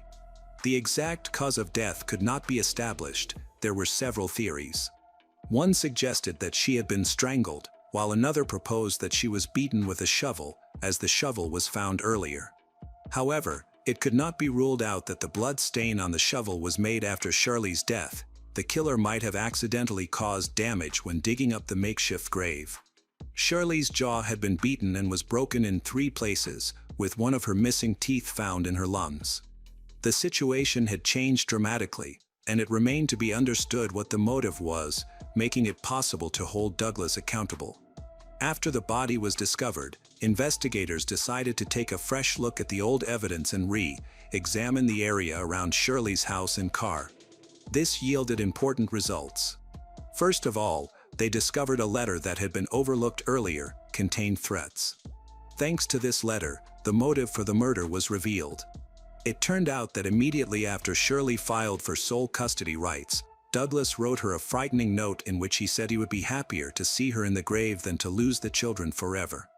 This could have been a cruel joke if not for the alarming fact that this letter was written in her ex-husband's blood. Unfortunately, Shirley did not have time to disclose this, publicize it, or show it to the police, as the criminal carried out his sentence earlier. Additionally, in the house of Shirley, they found photographs showing Shirley and Douglas together. He in the image wore the very jacket from which the hairs of his cat were later found. Finally, a little more than a month after the murder, Douglas was arrested and placed under custody until the hearing began. On July 19, 1996, Douglas Beamish ended up in court, largely thanks to his cat, Snowball, who was instrumental in the pursuit of justice. Douglas was convicted of premeditated murder and sentenced to life imprisonment with the possibility of parole. This case became the first in crime history where DNA and animal materials were used as evidence of a criminal's guilt. According to Dr. O'Brien, the day he began examining and comparing those white hairs marked the birth of veterinary forensic examination. In the following years, this practice was utilized many times and led to the imprisonment of several dangerous criminals. The center at the University of California, Davis, has used its methods in more than 500 cases over the past 15 years, confirming that the tools used to profile human DNA also work reliably on animals. Shirley's daughter, Shelley, grew up to become an advocate for abused women. She spoke about how, as a child, she watched her mother being beaten by her father. After his conviction, Douglas ended up in the Ontario Correctional Centre. In 1998 and 1999, he tried to appeal his conviction but was denied, as DNA evidence is considered irrefutable. In 2013, he first attempted to exercise his right to parole. However, he was again refused, as the commission ruled that the risk of committing another crime was too high. This was not the end of Douglas's story. After almost 25 years behind bars, discussions began about releasing the killer from prison under escort for 12 hours. Another meeting of the parole commission was held, during which relatives were present. Shirley's sister, Marie Arsenault, spoke out, stating that the murder of her sister had triggered a series of family tragedies. One sister became addicted to alcohol as a means of coping with the pain of loss. It spiraled out of control after Shirley's death. She died first due to health problems, and then her husband committed to end his own life because he could not cope with the death of his beloved wife, having tried to save her until the last moment. She insisted that if Douglas was released, he should be prohibited from living on Prince Edward Island. Shirley's father suffered a series of heart attacks after Marie spoke at the parole board meeting. Interestingly, during these hearings, Douglas took responsibility for Shirley's death for the first time. Prior to this, he had persistently denied his guilt. The commission determined that he still posed a high risk of reoffending, including crimes related to violence and cruelty. Despite finally admitting guilt and realizing the seriousness of his actions, it was believed that significant work still needed to be done before he was ready for full parole. Until that point, he had found it easier to blame others for what had happened than to face the truth. During his time in prison, Douglas suffered 3 heart attacks and kidney failure, nearly dying several times. He is currently serving his sentence in Dorchester Prison, having been transferred there a year before the hearing, during which he was granted a 12-hour escorted release. He expressed a desire to attend a rehabilitation center for ex-offenders convicted of serious crimes located in the Moncton area. Notably, the parole board noted 2 incidents demonstrating that he was not yet ready for life on the outside. In 2019, he threw a knife while preparing food in the kitchen of a minimum security correctional facility, and a year later, he went on a hunger strike, claiming dissatisfaction with the food provided by prison staff. Following the end of the meeting, a decision regarding Douglas Beamish's 12-hour temporary release was not established. He himself stated that he believed he was not ready for full release but wanted to visit a rehabilitation center in Moncton as he did not want to return to Prince Edward Island. It is worth noting that the Correctional Service of Canada had previously allowed him to be temporarily absent under escort for medical reasons and out of compassion. Both occasions took place without incident. Angel Ormston was born in 1975 in Mentor-on-the-Lake, a quiet suburb of Ohio, USA. This area has about 7,000 residents, and everyone knows each other. Children from local families often get along and grow up together. Life here is very simple and similar. The local high school serves as the main place of learning for most young people in town. Angel is a friendly and cheerful girl. She particularly enjoys walking around the area with her friends and often drives around with loud music. Local teenagers often gathered at a large shopping mall in a nearby, bigger city, which featured restaurants, a movie theater, and various stores. It made sense that Angel would find a part-time job there. In the summer of 1992, she started working at a fast food restaurant as she prepared for her senior year of high school. This job not only allowed her to earn some pocket money but also helped her save up for college. Her daily routine was consistent. She worked in the mornings and spent time with friends afterward. On the evening of July 31, 1992, 17-year-old Angel planned to go to her restaurant to pick up her paycheck and do some shopping. She promised her mother, Jackie, she would be home before the mall closed. Initially, her mother was not concerned and went to bed, assuming she was out with friends. The next morning, she woke up to find Angel missing from her room. Despite this, she didn't worry too much because it was common for her daughter to stay over at friends' houses, especially on weekends and holidays, so she pushed her uneasy thoughts aside. In this close-knit community, crime was rare, and young people often visited each other without worry. However, Angel, a high school student, didn't always keep her mother informed, which led to concerns. Her mother didn't want to restrict Angel too much, allowing her daughter considerable freedom that matched her independent spirit. Angel's upbringing was relaxed. Her mother was adaptable and aimed to maintain a harmonious environment. Meanwhile, her father was often away as a long-distance truck driver.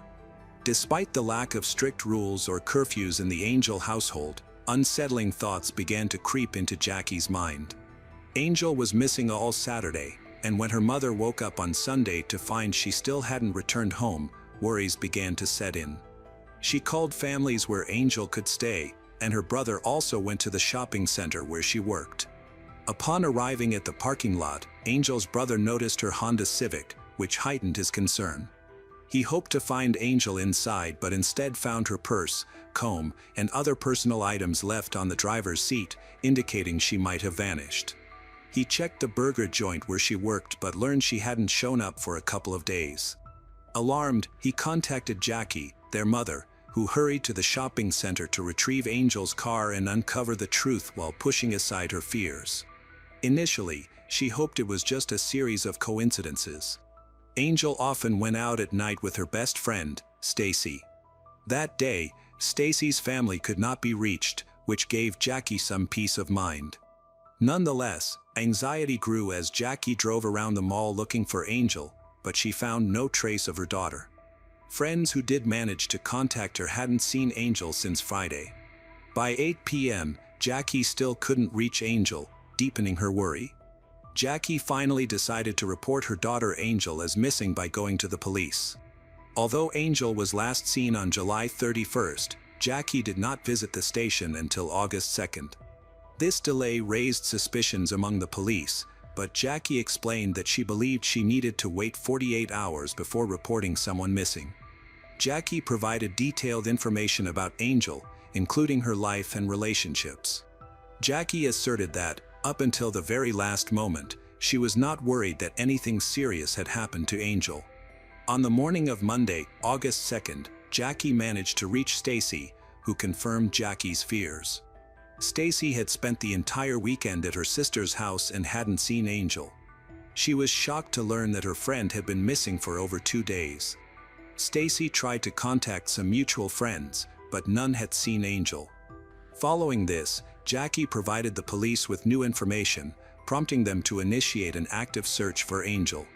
The police first examined Angel's car, which showed no signs of a struggle. The car was in normal condition, with no blood, signs of theft, or forced entry. The officers believed Angel may have left the car willingly. Given her age, they suggested she could have run away, but Jackie rejected this idea, citing their good relationship. Angel was not involved with banned substances and had always remained calm during her teenage years. Despite her independent nature, she was not the type to run away. In fact, she had been making future plans, including furthering her education at university. Detectives worked extensively to investigate Angel's disappearance. They suspected she might have been kidnapped from the car and collected many fingerprints at the scene. Although there were numerous prints, all belonged to family and close friends. Despite this, every individual had to be investigated to clear them as suspects since there were no other leads. The investigation began with Angel's father, a truck driver, but he was quickly ruled out because he had a verified alibi. He was in another state when his daughter went missing. Next, detectives looked into Angel's mother, Jackie. Her refusal to take a polygraph test raised significant suspicion and drew the attention of the investigators. They noted her delay in contacting the police and her decision to take Angel's car from the parking lot soon after learning about the disappearance, which further fueled suspicions. The police lacked the authority to compel her to take a polygraph test, and there was no direct evidence against her. As a result, the investigation continued with Jackie being the primary suspect. Jackie claimed that on the evening when Angel left home, she intended to go to a burger place. However, interviews with local staff revealed that Angel never arrived to pick up her paycheck that day. Investigators seized the opportunity to gather more information from Angel's colleagues. They quickly eliminated Jackie from the list of suspects due to Angel's good relationship with her family.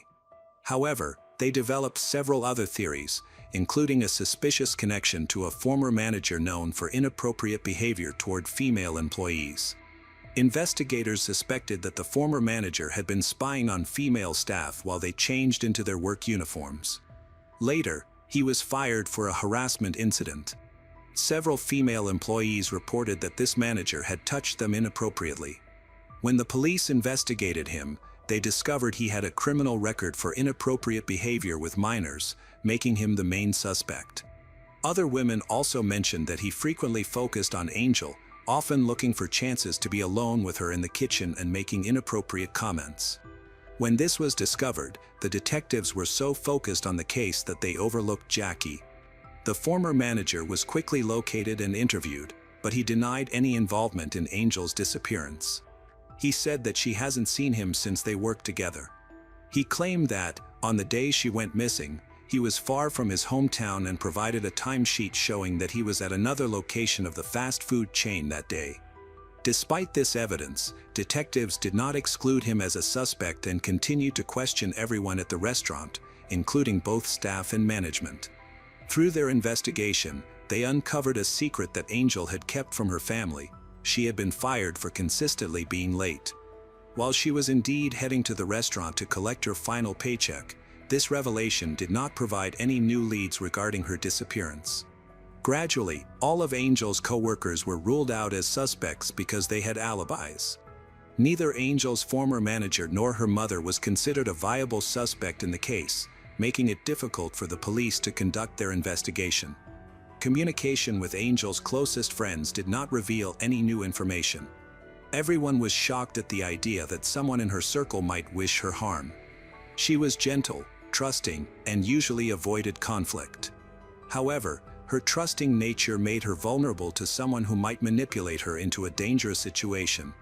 After a long period without contact, fears grew that Angel had died. She hadn't reached out to anyone, appeared in public, or used any payment methods. Given these circumstances, the police decided to re-examine the people closest to her, as those responsible for such crimes are often found among acquaintances. The focus shifted to her best friend, Stacy. Although they had spoken to her briefly before, this time the interview lasted over 4 hours. From the start, Stacy expressed a strong willingness to help but firmly denied any involvement. She was cleared as a suspect when she provided a confirmed alibi. She had spent the entire weekend at her sister's house and they had been together the whole time, cooking side by side. The police are trying to ask Stacy if she knows about Angel's relationship with a man. Stacy revealed that Angel had recently become interested in a young man named Mark Sotka, a 19-year-old who had just graduated with honors from their high school.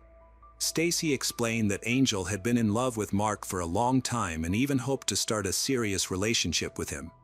However, Angel was very private, especially about her relationships, and only Stacy knew about Mark, not even sharing it with her mother. During the questioning, Stacy reveals that Angel was aware of her pregnancy shortly before she disappeared. They had talked several times about the possibility of telling Mark about the baby, and Angel was optimistic that he would accept her and the child, viewing it as the start of their life together. Stacy was doubtful, but Angel was convinced she could build a family with Mark. The detectives decided to investigate Mark's background before confronting him. It appeared that Mark was not ready for fatherhood. Just before Angel went missing, he started college, which suggests he may have only considered Angel a short fling while planning to focus on his studies. They found no incriminating evidence against him, as he had a clean record and a solid reputation in school. Eventually, Mark was called to the police station for questioning. He was surprised to learn that he was considered a suspect in Angel's disappearance. He denied any involvement and refuted Stacy's claims about their relationship. When he learned that Angel might be pregnant, he laughed it off, dismissing it as a fabrication by his girlfriend. He admitted to having had a brief encounter with Angel at the beginning of summer but said they had not met again since then. Additionally, he had been in a relationship with another girl for 2 years. To support his claims, he needed to provide proof and a reliable alibi. Mark testified that he left work at 5 p.m. on July 31, 1992 to go to a shopping mall. He intended to buy a gift for his girlfriend and then meet friends at a pizzeria. The police began to investigate his account closely. His employment at a car dealership was verified through his timesheet, which matched his claimed working hours. Additionally, they found a receipt for the gift purchase. Several friends from work supported his story, confirming he was at the pizzeria until around 9 p.m. The only inconsistency was that some staff members at the places he visited that evening did not remember him. However, Mark willingly took a polygraph test, which showed no evidence of his involvement in any crime. As a result, he was cleared as a suspect. The investigation hit another dead end, prompting detectives to revisit earlier theories of escape or kidnapping. Discovering that Angel might have been pregnant reinforced these theories. Her family may have opposed her having a child at just 17, leading her to potentially run away to start a new life with the baby. Unfortunately, these possibilities did not bring them any closer to finding her. Frustrated by the lack of progress, Angel's mother decided to take action. She reached out to the community through local media in hopes of gathering information. Her appeal successfully raised awareness about Angel's disappearance, turning the incident into a well-known topic of discussion. Friends and concerned individuals joined in, distributing thousands of leaflets. Charities became involved, and a fund was established, raising $10,000 as a reward for anyone who could provide useful information for the investigation. In the following weeks, the police department received numerous requests for information, which opened several new leads for the investigation. Detectives conducted thorough checks, but these efforts did not yield any significant results. Frustrated, Angel's family made the decision to hire a private detective. When Angel's father returned from a trip, he was hopeful that it would help locate his daughter, unlike the ineffective efforts of the police. However, despite the detectives' hard work, no new information emerged. 3 months passed, and there were still no updates on Angel's case. By this time, her friends had almost lost hope, but her mother remained determined. Angel's mother, Jackie, even altered the message on their answering machine, leaving a note for her daughter in the hopes that she would eventually call. She refused to believe that anything bad had happened to Angel. Meanwhile, the entire city was critical of the police for their lack of progress, which led to increased pressure on law enforcement to revisit existing leads and suspects. Eventually, detectives began to focus on a man who was engaged to Angel's best friend. He was very interested in finding out what happened to her and was vocal in his criticism of the investigation. His name was Candle. Even though he showed a strong interest in Angel, he did not give any information to the detectives or the media. It was believed that he had attempted to start a relationship with Angel and was rejected, which might have led to her kidnapping or murder. On the day she went missing, he was working at a shoe store in the shopping mall where she was last seen. He had a confirmed alibi for that time, but after work, he could have committed a crime, especially since he was nearby. He allowed investigators to search his car, but nothing suspicious was found. The investigation had reached another dead end. On December 15, 1992, 4.5 months after Angel's disappearance, a local resident was out hunting with his dog. While walking through the forest, the dog became uneasy and led its owner away. This took them to a drainage ditch, where the hunter noticed something wrapped in a sheet and tied with a rope. Upon closer inspection, he saw a human hand protruding from the package. The man quickly contacted the police. When law enforcement arrived, they discovered a body in an advanced state of decomposition. Identification was possible only through dental records, which confirmed that it was 17-year-old Angel Ormston, who had been reported missing.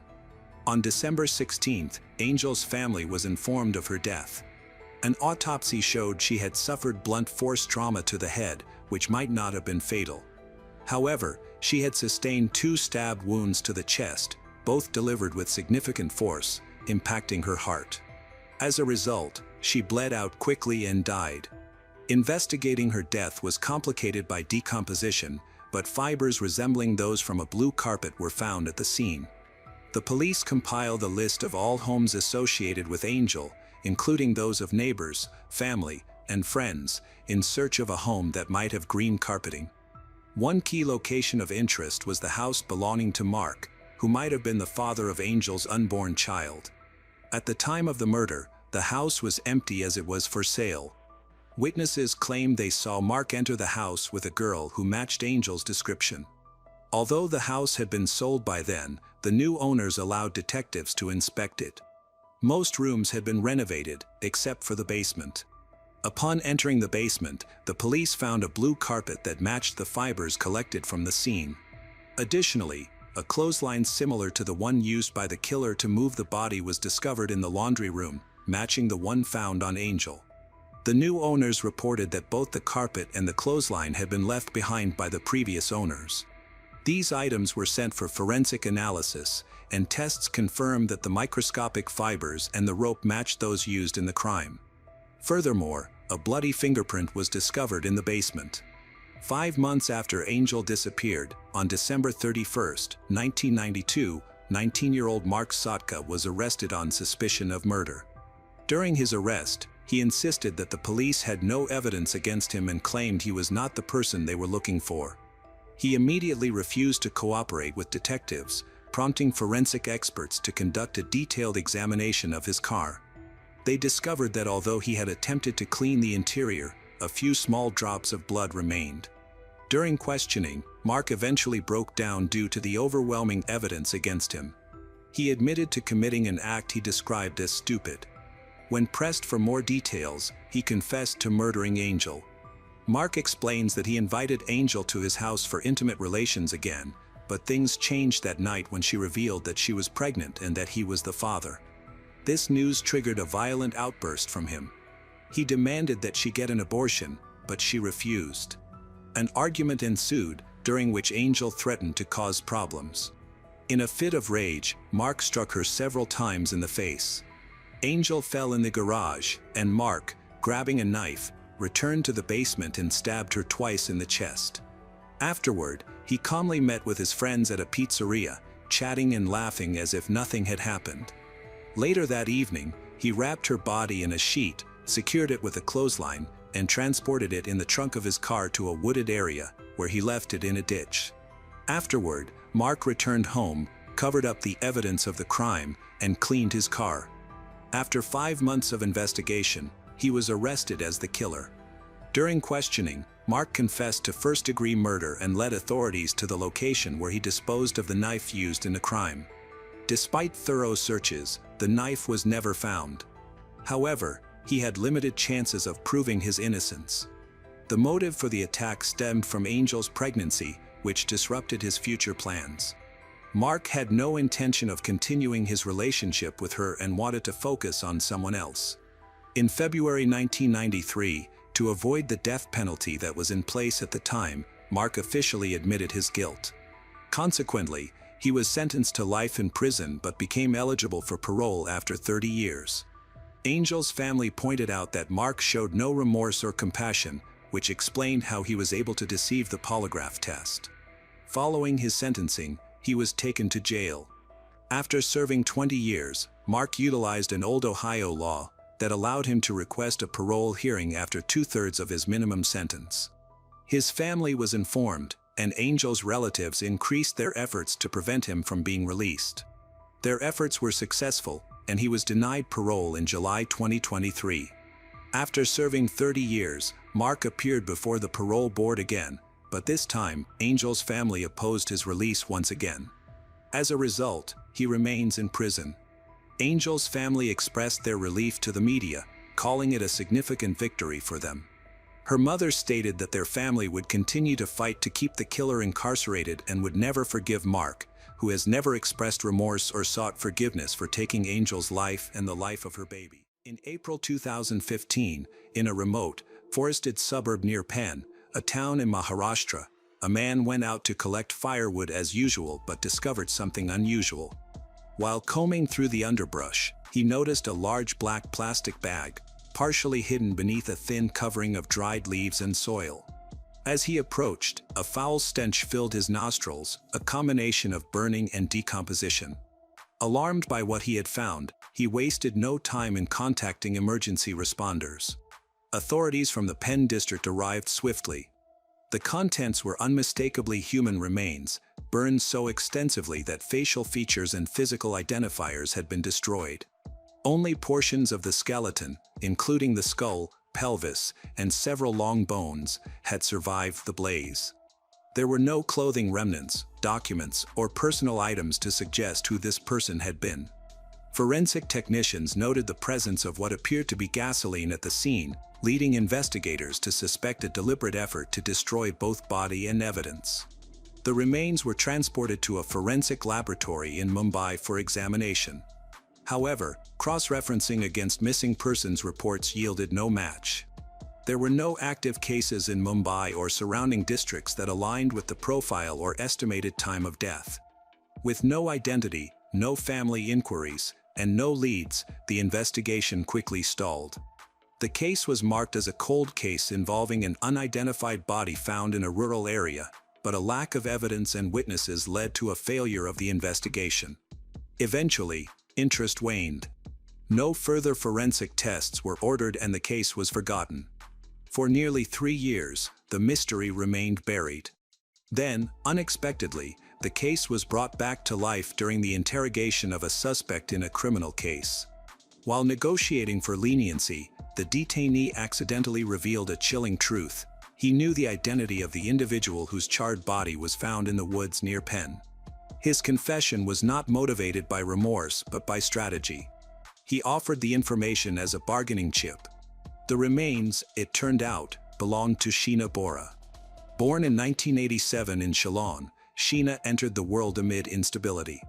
Her mother, Indrani Mukherjee, and father, Siddhartha Das, were both young and deeply entangled in a strained relationship that was anything but stable. The birth of their daughter did little to mend their fractures. Neither parent stepped up to shoulder the responsibilities that came with raising a child. Not long after Sheena was born, a second child, a boy named Mikhail, was added to the family. But even the presence of 2 children couldn't hold the family together. The relationship between Indrani and Siddhartha collapsed soon after Mikhail's birth. The children were left in the care of their maternal grandparents, aging, modest-living relatives who quietly took on the role of guardians. While legally neither parent had given up custody, in practice, Sheena and Mikhail's upbringing was handled entirely by their grandparents. Though not wealthy, the household provided the essentials: food, shelter, education, and love. Siddhartha Das disappeared from their lives altogether. No letters. No calls. Meanwhile, Indrani moved to Kolkata, pursuing higher education and, from that point forward, cutting ties with her past. She never called, never wrote, and never sent support for her son and daughter. Despite the emotional void left by their absent parents, the grandparents did what they could. They enrolled the children in school and crafted gentle stories to help them understand, suggesting their parents were simply occupied with responsibilities. But as Sheena grew, so did her awareness. Her mother's absence became a trauma. She realized that her father had disappeared without explanation. Her mother had left on purpose. As a teenager, Sheena struggled with the pain of abandonment, struggling to understand why she had been abandoned. When Indrani left her childhood behind, it was as though she had severed all ties with the world she once knew. After completing her college education in Kolkata, she swiftly began to reinvent herself. Her next step was marrying Sanjeev Khanna, a well-established businessman based in the same city. This was the first marriage she officially acknowledged. Together, they founded a company and immersed themselves in the world of business. Sanjeev's financial stability has given Indrani a significant boost, not only professionally but also socially. The marriage granted her access to Kolkata's upper echelons, a world of influence and affluence. The couple also welcomed a daughter during this time. However, their union began to fracture under the weight of internal tensions. Personal disagreements soon spilled over into their business, leading to arguments and power struggles. By 2002, the relationship had reached a breaking point, and the two formally divorced. Although their marriage had ended, they still shared ownership of certain business interests. Rather than returning to Shillong, where her children Sheena and Mikhail remained in the care of her parents, Indrani instead chose to relocate to Mumbai. In Mumbai, she entered into a relationship with Peter Mukherjee, a high-profile media executive who, at the time, served as the CEO of one of India's most influential television networks. Their relationship progressed quickly and eventually culminated in marriage. Following her separation from Sanjeev, Indrani brought her daughter Vidhi to live with her and Peter. In time, Peter formally adopted the girl as his own. This union marked a turning point in Indrani's social ascent. With Peter by her side, she was welcomed into the inner circles of Mumbai's elite, rubbing shoulders with business magnates, media icons, and political influencers.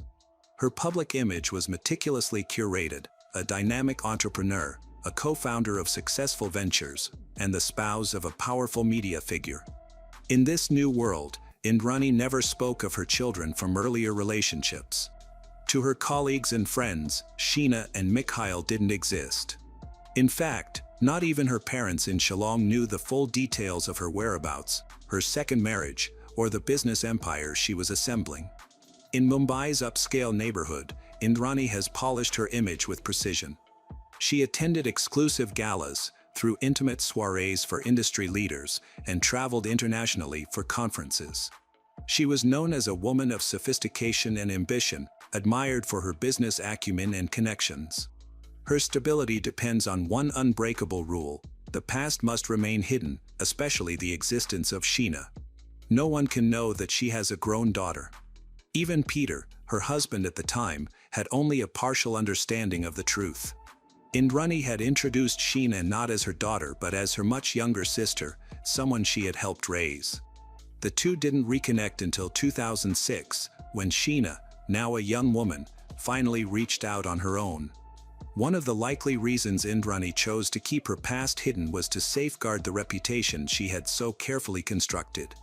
Beyond concerns of status, there may have been financial motives as well. Officially acknowledging Sheena as her daughter might have raised questions about inheritance or claims to property. By 2006, Sheena had turned 19. With school behind her, she began contemplating what the next phase of her life might look like. Her grandparents, though loving and steadfast, were still struggling financially. Pursuing higher education was a distant dream, and her younger brother, Mikhail, who faced ongoing health challenges, needed care. But on her birthday that year, Sheena managed to track down a phone number linked to Indrani. She mustered up the courage to pick up the phone and call. That first conversation was cautious. Hearing her mother's voice after so many years stirred emotions Sheena had buried long ago. Indrani, speaking from Mumbai, casually described her life, a new marriage, a new family, and a thriving career. She gave no explanation for her absence, offered no apology, and displayed no visible remorse. Their exchange was civil, but emotionally flat. Sheena expressed a sincere desire to reconnect, to rebuild the relationship they had never really had. Indrani didn't say yes immediately. However, she finally agreed that Sheena could come to Mumbai, but only on one strict condition. No one, not colleagues, friends, or even family, could know that she was Indrani's daughter. She would have to assume the role of a much younger sister. There was no rationale provided for this condition. To anyone else, this would have seemed an unreasonable request. But for Sheena, the chance for a new life was too tempting. Mumbai promised a fresh start, but the price would be high. She would have to give up her name, her history. She left Shillong behind and relocated to Mumbai, where Indrani greeted her not as a mother, but as a guardian of sorts. From that moment forward, Sheena was publicly introduced as Indrani's younger sister. Among Indrani's elite circle, the story raised no eyebrows.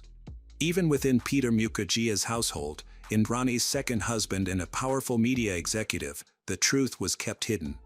Peter himself believed that Sheena was simply Indrani's sister, nothing more. Once in Mumbai, Sheena enrolled in a university. Her new life provided her with access to things that had always been out of reach: a formal education, safe housing, and a sense of material stability.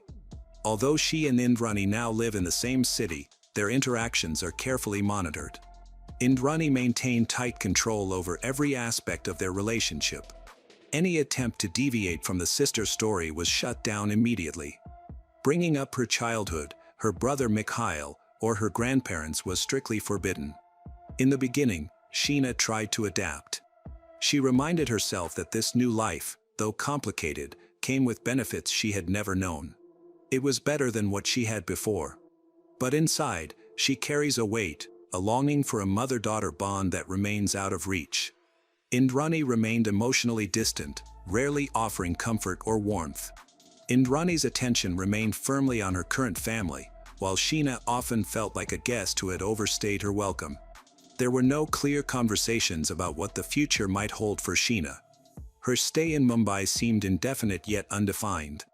Support from Indrani was inconsistent and unspoken, leaving Sheena in a limbo where any mention of money, housing, or long-term plans was met with indifference. Over time, Sheena came to understand the stark truth: she was entirely dependent on someone who refused to acknowledge her place in their life. Yet despite the emotional cost, Sheena chose to stay. The hope that things might eventually change anchored her. Just being near her mother, having a shot at education, and living in a city full of possibilities were powerful incentives. She wasn't looking for public acknowledgement. It was during these visits to Indrani's home that Sheena met Rahul Mukherjee, Peter's son from a previous relationship. Rahul was around Sheena's age and lived in the family home. Independent yet still under his father's control, Rahul sees in Sheena someone who understands the unspoken pressures of growing up under a watchful, controlling eye. They shared similar learning environments and interests. In a family filled with formality and unwritten rules, their friendship became a rare space of emotional freedom. Soon, their relationship gradually developed. They began to spend more time together. At first, Indrani appeared unaware of how close the two had become.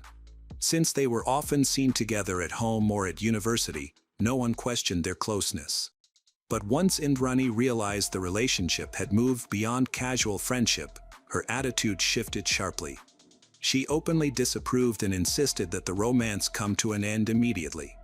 The reason she gave was that such relationships, even without biological ties, were inappropriate within a family setting. Her objection was rooted in fear. If the relationship progressed, there was a real possibility that Sheena would reveal her true identity. Her secret will be exposed, endangering both her reputation and her position in society. At first, Indrani tried to steer Sheena gently, urging her to reconsider. When that didn't work, she became more forceful. Eventually, she took drastic action. She sent Sheena away, back to her grandparents in Ceylon, hoping that distance and time would sever the emotional bond between her and Rahul. But the plan backfired. Rahul continued to call, text, and stay in touch. The forced distance made their feelings clearer and more determined. They made plans for the future, spoke often, and stayed emotionally close despite being miles apart. When Sheena returned to Mumbai, things had changed. She was no longer financially dependent on Indrani. With Rahul's help, she had secured housing and support for her daily needs. Indrani no longer has control over her life.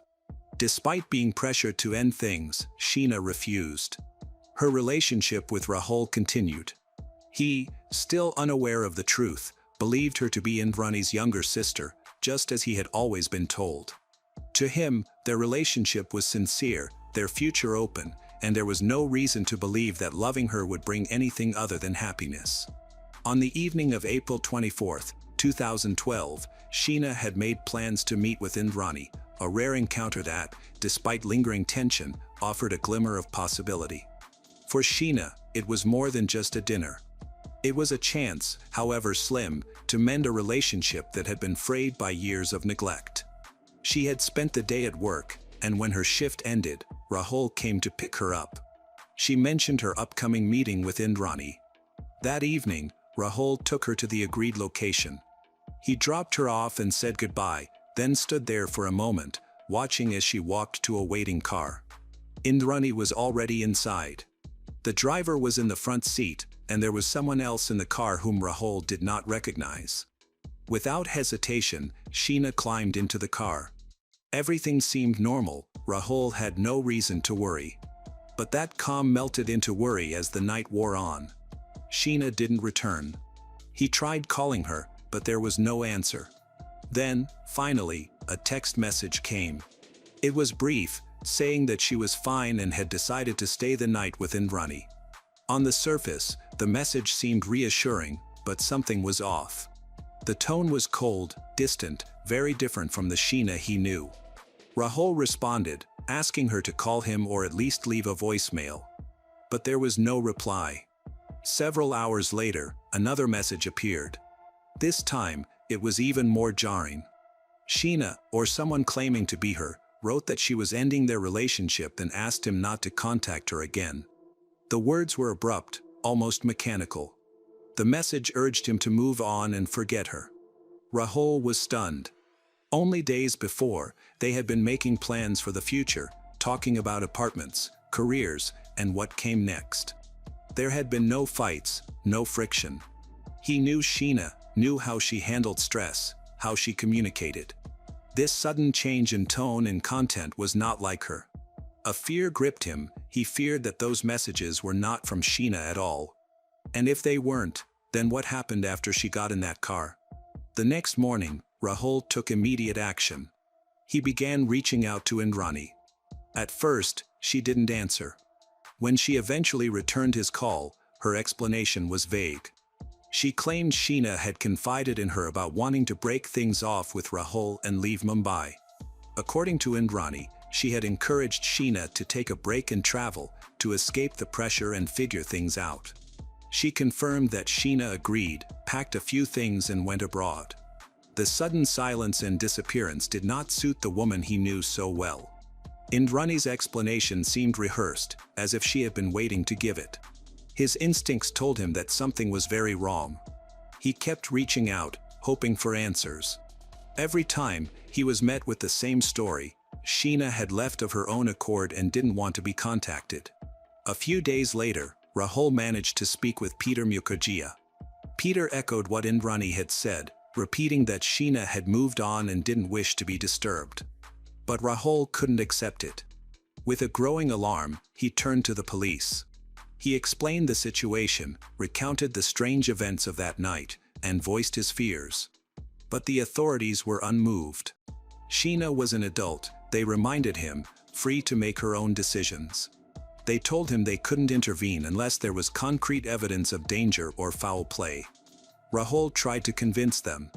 He showed them the text messages, pointed out how different they were from her usual way of communicating, and explained that she would never just vanish like this without saying a word. But it wasn't enough. He returned to the police station multiple times in the days that followed, asking them to trace her phone, check her travel records, or contact mobile service providers. Still, he was met with the same response. Without proof of a direct threat to Sheena's safety, they could not and would not take action. Days passed, and there was still no news from Sheena. There was not even a trace of activity on her social media profile. Rahul, growing increasingly desperate, began searching for her himself. He contacted her college, contacted her workplace, and called mutual friends. But everywhere he went, the response was the same: no one had seen or heard from her since that night. He returned to the police, this time not just with worry, but with urgency. He pleaded with them to at least register her as missing. Still, they refused. The answer hadn't changed. Sheena was an adult, and adults were allowed to walk away if they chose to. But Rahul couldn't let it go. He contacted Sheena's grandparents in Shillong. They hadn't heard anything either. Not a call, not a message. They were distressed but powerless. With limited resources and no formal support, there was little they could do. Even Sheena's younger brother, Mikhail, tried reaching out. He called Indrani, hoping to make sense of the situation, but was met with vague, dismissive replies. As the weeks passed, the silence became more ominous. No travel records, no signs of relocation, no new phone activity. There were no airline bookings in her name. No leads. Slowly, the truth began to set in: Sheena hadn't left on her own. Then, 3 years later, in 2015, an unexpected break came, not from renewed investigation, but from an entirely unrelated arrest. In Mumbai, a man named Shyamvar Rai was taken into custody. He had been caught in possession of illegal firearms, and the cache of unregistered weapons in his possession gave authorities more than enough to open a serious criminal case. At first, his arrest seemed unconnected to any missing persons file. But during interrogation, Rai began to feel the weight of the charges against him. Hoping to reduce his sentence, he offered a surprising claim. He had information about a violent crime that had taken place in 2012, the disappearance of a young woman. At first, the officers were skeptical. Many detainees made outlandish claims to avoid prosecution. But then Rai began to share specific details, names, locations, timelines, that aligned with the mysterious disappearance of Sheena Bora. Rai revealed that he had once worked as a personal driver for Indrani Mukherjee, the wife of influential media executive Peter Mukherjee. During his employment, he had been asked to carry out various personal errands. But nothing compared to what he witnessed in April of 2012. According to Rai, on the evening of April 24th, Indrani had instructed him to drive to a designated location in Mumbai. She was scheduled to meet a young woman, someone everyone believed to be her sister. But Rai knew that wasn't the full story. He overheard the story and suspected that the woman was actually her daughter, not her biological sister. That night, Rai said he saw Sheena get into the car. Indrani and her ex-husband Sanjeev Khanna were already inside. There was vague talk of a trip earlier that day. At some point during the trip, Sheena was offered a drink. Not long after she took a few sips, she began to feel unwell. Her speech slowed, her body weakened. Within minutes, she was passed out. Rai was told to keep driving. They left Mumbai behind and headed toward a secluded, forested area near the town of Pen, the same region where Sheena's remains would later be discovered. Once they arrived, everything changed. Rai described how Sanjeev held Sheena's unconscious body. Indrani ended Sheena's life in the back of the car, calmly and methodically. Rai said he was reminded to carry a large black plastic bag in the trunk of his car. After it was over, the body was placed inside that very bag. From there, they would take further steps to ensure the evidence was gone. After placing Sheena's body in the bag, the group continued their journey, driving deeper into the wilderness. The road narrowed, the city lights disappeared, and eventually they arrived in a remote forested area, far from any paved road or passing vehicle. It was late, and visibility was low. But under the cover of darkness, the plan was executed. Guided by Indrani's instructions, Shyamvar Rai helped carry the heavy bag to a secluded spot off the path. There, in the silence of the woods, he said Indrani and Sanjeev doused the bag with a flammable substance, likely gasoline. Without hesitation, they lit the fire. Flames rose quickly, consuming the plastic and what lay inside. Rai recalled standing there, frozen, as the fire blazed in front of him. The group remained until the fire had mostly burned out, then left the scene, leaving behind only ashes and fragments. The location, method, and details in Rai's account aligned perfectly with an unsolved case from 2012, a case involving charred, unidentifiable remains discovered in the forests near Penn. Until that moment, investigators had never been able to connect those remains to Sheena Bora. There was no known missing persons report to match, and no direct leads to link the body to anyone. Rai insisted that he had not participated willingly.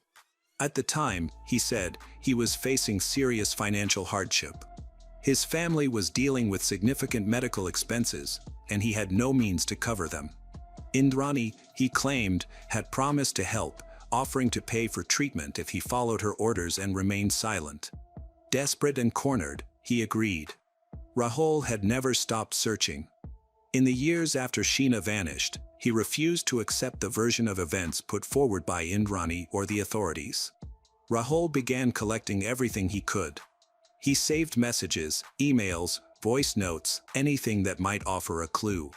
He spoke with friends, revisited conversations, and slowly pieced together a fuller picture. Eventually, he came across Sheena's personal notes, scribbled entries in which she described the immense psychological weight she carried. She wrote of living a lie, of pretending to be someone she wasn't, and of the fear that her true identity could one day be exposed. She wrote, too, about the pressure she felt from Indrani, the feeling of being watched, controlled. With this material, Rahul pushed for a formal investigation. After tireless advocacy, he succeeded in getting a court-ordered DNA analysis. The results confirmed what he had long believed: Sheena Bora was not Indrani Mukherjee's sister, but her biological daughter. For years, Indrani had crafted a version of her life that omitted her past. She had hidden the existence of her children, Sheena especially, fearing that the truth could unravel the narrative she had built in Mumbai's elite circles. Her reputation, her marriage to Peter Mukherjee, and her social status all hinged on that lie. If Sheena had been recognized as Indrani's daughter, she would have been legally entitled to a share of the family's wealth. This could have complicated inheritances and potentially impacted Indrani's younger daughter as well. For someone as image-conscious and controlling as Indrani, that risk may have been unacceptable. Rahul, meanwhile, found himself isolated. He received no support from Peter's family. In fact, many believed he was trying to tarnish their name. Indrani accused him of fabricating the story to cause harm.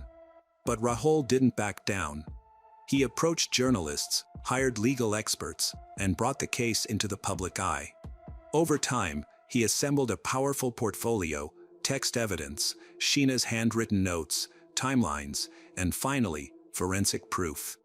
With Shyamvar Rai's confession on record, the case gained immediate momentum. His account was graphic, detailed, and specific. Investigators followed up. It wasn't long before arrests were made. Indrani Mukherjee was taken into custody, along with her former husband, Sanjeev Khanna. Peter Mukherjee, too, was arrested, though at that point his exact involvement remained unclear.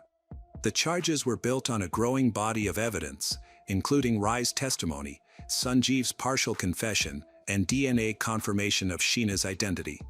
In his own statement, Sanjeev acknowledged key parts of the story. He admitted to being present in the car, confirmed that Sheena had lost consciousness after being offered a drink, and revealed that the body had indeed been burned in a forest near Penn. His confession aligned with Rai's narrative in nearly every way, and finally brought Sheena Bora's long-buried story into the light. Yet, even with confessions, witness testimony, and the discovery of Sheena's remains, the investigation encountered severe obstacles. One of the most troubling was the absence of surveillance footage from the residential estate where Indrani and Peter lived. Every other day had a full record, except for April 24, 2012. That one day, the exact date Sheena vanished, had no recorded footage. On top of that, no physical forensic evidence from the vehicle, the alleged site of the murder, was ever retrieved. There were no traces on clothing, no blood samples, no residual fibers, nothing that could definitively prove what happened inside the car that night. These critical lapses were a direct result of the police's failure to act in 2012. The delay in even acknowledging Sheena's disappearance meant that evidence was either destroyed, degraded, or simply never collected. With access to some of the country's most seasoned attorneys, Indrani and Peter challenged everything. They argued that Shyamvar Rai had fabricated the testimony in exchange for a reduced sentence. Sanjeev's admission was portrayed as a coerced statement, obtained under pressure. Even the DNA results, the evidence that had so clearly identified Sheena, were called into question. The defense suggested lab errors or the possibility of evidence tampering. Piece by piece, the prosecution's case was put under scrutiny. Despite public attention and mounting outrage, no formal convictions were reached. Years passed without resolution. Indrani Mukherjee, Sanjeev Khanna, Peter Mukherjee, and even Shyamvar Rai, all were eventually released from custody. By 2022, the charges still existed, but not one had been sentenced. Tiffany James was born on August 18, 1980, in Tampa, Florida. She was the only child of Rosalind James and Turner Humphrey. Her parents were never married and separated soon after her birth. Her father moved away, started a new family, and showed little interest in her.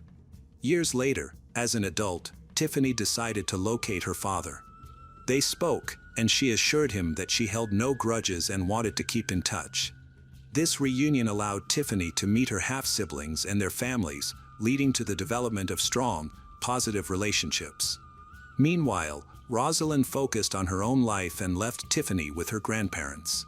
Although Tiffany had both biological parents, she was primarily raised by her grandparents.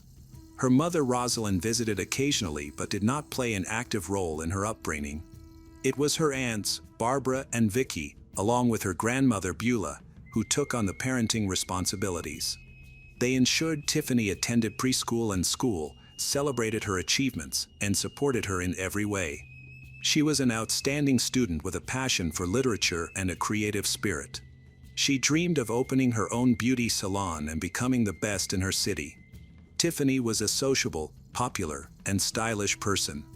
She often attracted attention with her looks and confidence, making her appealing to young men.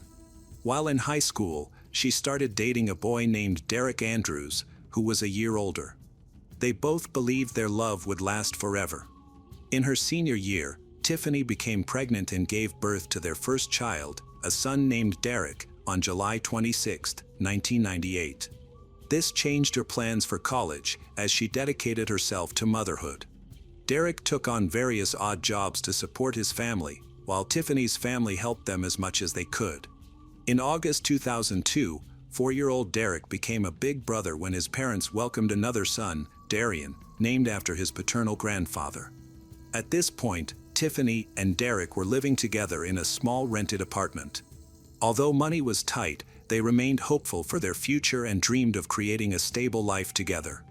A couple of years later, however, their romantic feelings faded, and they decided to separate amicably. The son stayed with Tiffany while Derek supported them and made an effort to spend time with his children. He eventually began a new relationship but remained committed to being an involved father to Darian and Derek. As a single mother with 2 young sons, Tiffany started to seriously consider her future. She wanted a career that would allow her to provide for her family independently.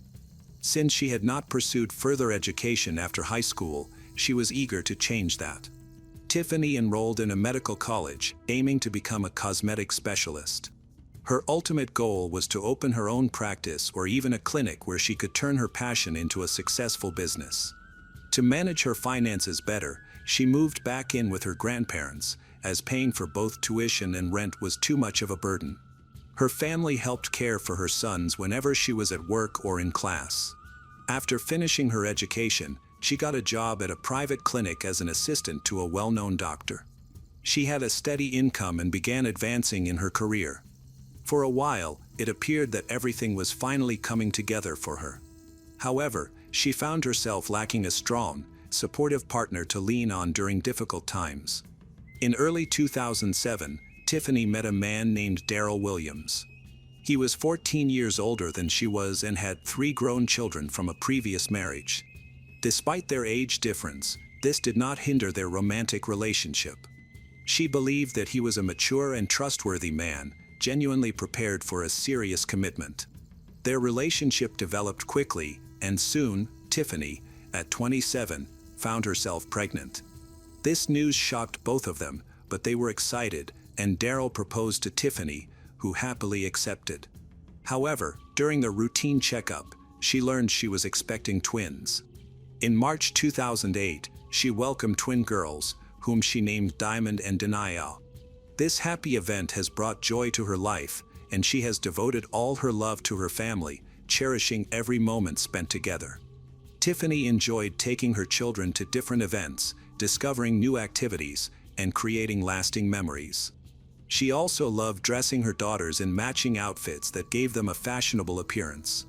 Her older sons participated in sports like baseball, track, and swimming, while her twins, Diamond and Denia, began dance classes and rhythmic gymnastics at an early age. As the years went by, the children grew, but Tiffany and Daryl never married. Gradually, their relationship began to deteriorate as they found it increasingly difficult to communicate. Tiffany eventually realized that Daryl was not the person she had thought he was. Their relationship ended when she discovered his infidelity. Without any hesitation, she gathered her children and departed. After separating from Daryl, Tiffany relocated with her family to the quiet town of Brandon, Florida. This community was known for its strong infrastructure, low crime rates, and affordable housing, making it an ideal place to raise a family and start over. Eager to create a stable future, Tiffany completed a hairstyling program and landed a job at one of the top salons in town. She quickly built a loyal clientele and gained a reputation for her talent and creativity. Aspiring to open her own salon one day, she began looking for potential rental locations. Her skills, ambition, and rising reputation established her as one of the most in-demand stylists in the area, paving the way for a bright career ahead. As a single mother of 4, she moved into a spacious rental apartment in a newly built residential complex situated in one of the town's finest neighborhoods. Nearby amenities included a school, a dance studio, and a large sports center, everything she needed for a comfortable and fulfilling life for her family. By 2012, her sons had become more independent and often helped care for their younger sisters. Around this time, Tiffany decided to reconnect with her father and half-siblings. She traveled to Alabama to find them, and their family bonds were restored. They began to stay in touch, visit each other for holidays, and their children quickly grew close. Life was falling into place. Her finances were stable, and she was surrounded by loved ones. Although she felt secure about her future, Tiffany, a young, ambitious, and attractive woman, yearned for romance. She still believed in love and hoped to find a man who would love her and embrace her family, a man with whom she could build a strong and happy home. In 2014, Tiffany started her own small business, which began to thrive. That same year, at 34 years old, she reconnected with Ben, a man she had known in her youth but hadn't seen in nearly 15 years. Their unexpected encounter at a shopping mall marked the start of something special. Initially, they kept their relationship private. Ben was also a single parent who had recently settled in Brandon with his 2 young children. They began as friends, sharing coffee and meaningful conversations. When Ben finally confessed his feelings for Tiffany, she felt like the happiest woman in the world and admitted she felt the same way. Their relationship grew deeper and both families supported it. Tiffany was ecstatic, savoring this newfound happiness without rushing. She kept their romance discreet, sharing details only with her closest friends and family and refraining from posting pictures of them together on social media. Gradually, she prepared for a significant change as they decided to move in together and create a home as one family. On October 1st, 2015, Tiffany posted a romantic and mysterious message on her personal social media account. The post featured a photo of two hands clasped together, one male and one female, both adorned with wedding bands, set against the backdrop of a Bible. The caption simply read, "Yes." This suggested that she was engaged, but she chose to keep her fiancé's identity a secret for the time being. Tiffany and her family always put a lot of effort into celebrating Halloween. They planned their costumes ahead of time, carved pumpkins into glowing lanterns, and went out to collect candy from their neighbors. By this time, Darian and Derek were old enough to enjoy the holiday with their friends, while the younger twins, Diamond and Denia, still loved going trick-or-treating with their mom. Since they lived in a large apartment complex, going door to door wasn't this thrilling.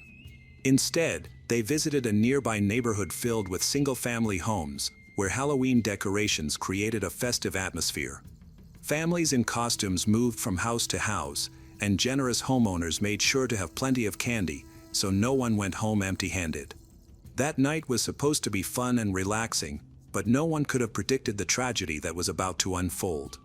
A local woman was home alone, preparing to watch a horror movie to get into the Halloween spirit. The streets outside were quiet, most families had already gone home, and she didn't expect any more trick-or-treaters. Around 9 p.m., she was dozing on the couch with the TV still on when suddenly there was a loud noise, like an explosion, that woke her up. At that moment, her front door, which she had forgotten to lock, swung open. Startled, she quickly got up to shut it. What she saw on her doorstep left her frozen. A figure dressed entirely in black, wearing a hockey mask like the ones from the Friday the 13th movies, stood there. Instead of a machete, the person was holding a shotgun. For a split second, it felt like a scene from a movie or an elaborate Halloween joke. In shock and unsure of her next move, she glanced down and saw a woman lying at the figure's feet, writhing in pain and struggling to move. The masked figure looked down at her for a moment before raising the weapon again. Terrified, the woman ran for her life. She slammed the door just as two more deafening gunshots rang out. Collapsing onto the floor, she covered her head with her hands, fearing she might be next. Then, silence. The stillness was broken by a faint tapping on the window. At first, she ignored it, too frightened to move. But when the tapping came again, she cautiously approached the window and, against her better judgment, looked outside. There stood a young girl, tears streaming down her face. Without thinking of her own safety, the woman rushed to the door to help. Outside, she noticed another young girl sitting on the ground, shocked, hugging her knees. Without hesitation, she brought both girls inside, locked the door, and grabbed her phone to call for emergency services. By that time, other neighbors had heard the chaos and called the authorities. When first responders arrived, they discovered a woman lying in a pool of blood on the pavement. Despite her critical injuries, she was still alive. Paramedics did everything they could, but unfortunately, on the way to the hospital, she died from her wounds. The victim had no identification, and the two young girls were too traumatized to speak. However, as more neighbors gathered, they quickly recognized the woman, Tiffany, who is the owner of a local hair salon, along with her twin daughters, Diamond and Denia. Authorities immediately contacted Tiffany's relatives, while Diamond and Denia were taken to the hospital for evaluation. Fortunately, neither child had suffered any physical injuries, but they were deeply traumatized. Mental health professionals were brought in to help them process the event. Many people had been out celebrating that night, and several witnesses recalled the horrifying scene. However, piecing together the full story was challenging, as many struggled to believe what they had seen. It all felt too surreal, almost like a staged performance. Meanwhile, the masked attacker slipped into the crowd of costumed revelers and disappeared without a trace. Neighbors reported seeing a silver Chevrolet sedan parked near the house shortly before the incident. Witnesses noted that the car sped off after the first loud noise but stopped a short distance away moments later.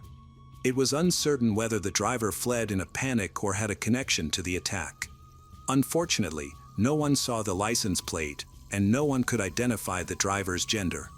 Adding to the difficulty, there were no security cameras in the area to capture the incident. Witnesses could not provide even a basic description of the suspect, who was fully covered in a costume, hood, hockey mask, and gloves. They only agreed that the attacker was slightly taller than average and had a muscular build. At the crime scene, Tiffany's handbag was found on the ground, with its strap torn and its contents strewn about. Initially, investigators considered the possibility of a robbery gone wrong, but this theory was quickly dismissed. The cash inside the purse was untouched, and Tiffany was still wearing several pieces of gold jewelry. Nothing had been stolen. Moreover, it seemed unlikely that such a violent act would occur over a simple mugging, especially with a shotgun involved. The aggression of the attack suggested that it was personal. But who would want to harm Tiffany, a cherished mother and respected community member? Investigators began by questioning her ex-partners and her current boyfriend. Tiffany had been separated from her former partners, Derek Andrews and Daryl Williams, for years, and any previous conflicts had long since dissipated. Her current partner, Ben, remained a mystery since Tiffany had kept their relationship private, revealing little to friends and family. Due to this secrecy, detectives felt it necessary to question him urgently. Officers arrived at Ben's house around 5 a.m. the next morning. Despite the early hour, all the lights in the house were on, and Ben was found sitting by the front door with a shotgun. The officers ordered him to drop the weapon and raise his hands, which he complied with, insisting he was not involved in the attack. He then pleaded with the officers to protect his children, explaining that he had learned about the crime just hours earlier and was fearful that the attacker might come after him next. He felt a strong need to protect his family. During the questioning, Ben shared that in the months prior to the incident, Tiffany had told him about someone she believed was stalking her. She suspected it might be her ex-fiancé, Daryl, who was also the father of her twin daughters, Diamond and Denia. Their separation had been difficult, and they were currently engaged in a custody battle over the girls. Ben confirmed his whereabouts on Halloween night with a strong alibi. He stated that he, Tiffany, and their children had gone trick-or-treating earlier that evening. Later, he took his children to visit relatives while Tiffany and the twins intended to return to their home briefly before staying the night at his place. However, she never showed up. Almost at midnight, Tiffany's oldest son called to deliver the devastating news. Once investigators verified Ben's alibi, they released him and allowed him to go home. The focus then shifted to Daryl. Was he involved in such a violent act? Detectives were skeptical. Could he really have committed something so horrific in front of his own daughters, leaving them with lifelong trauma? On November 1st, officers visited Daryl's last known address but found that he no longer lived there. Instead, they encountered his adult daughter, who informed them that her father had moved in with his new girlfriend 6 months ago. She was visibly shaken when she heard about Tiffany's tragic death and was clearly in shock. His daughter disclosed concerning information about his short temper and controlling behavior. He was known to be domineering and would become furious when things didn't go his way. Additionally, he had a strong interest in firearms and owned a shotgun. Daryl's daughter explained that her father's breakup with Tiffany had been very contentious. He harbored deep resentment over having to pay child support and had fought hard for full custody of their twins, even though he knew he had little chance of winning. However, she noted that if Tiffany were gone, he would have had a better chance of gaining custody of the girls. Her daughter described her father as ruthless and believed he was capable of committing a crime. After speaking with her, investigators went to Daryl's workplace, a large chemical plant. His supervisor spoke highly of him, describing him as a dedicated worker who could handle the workload of 2 people and was always willing to take on extra shifts. However, Daryl's aggressive demeanor often led to conflicts with co-workers, sometimes resulting in physical confrontations. Notably, on the night of November 1st, Daryl, for the first time, refused a last-minute shift change, citing personal reasons. This unusual behavior raised further suspicions, as it left him without a confirmed alibi for the night of the crime. Detectives visited the home of Daryl's new girlfriend, Rosalind. They noticed a silver Chevrolet sedan in the driveway that matched the description of a car seen near the crime scene. When Rosalind answered the door and saw the officers, she appeared nervous. However, after learning the reason for their visit, she insisted that Daryl had stayed with her all night and had not left the house. Since there was no physical evidence to hold Daryl, the investigators decided to interview the main witnesses, Daryl and Tiffany's daughters, Diamond and Denia. They were still struggling to cope with the trauma. Denia was mostly silent, experienced nightmares, and couldn't sleep without the lights on. Diamond seemed to handle things better but would break down in tears whenever the conversation shifted to that tragic night. To help them, a skilled psychologist was brought in to gently support the sisters through their trauma, and over time, they began to share their experiences. They revealed that while staying with their father, they often saw a mysterious man delivering folders of papers to him. One day, when their father stepped out, they couldn't resist their curiosity and peeked inside the folders, discovering photos of their home, pictures of their mother in various locations around town, and even images of Ben's house. This leads them to realize that their father has employed a private investigator to follow their mother, Tiffany. Even more concerning was the fact that just 2 days before Tiffany's death, she had won full custody of the twins in court, requiring Daryl to pay child support, a situation he strongly opposed. With this new evidence, the police obtained a warrant for Daryl's arrest. Given his known history with firearms and the likelihood that he might resist, the officers decided it would be safer to arrest him at work, where security was tight, minimizing the risk of an armed confrontation.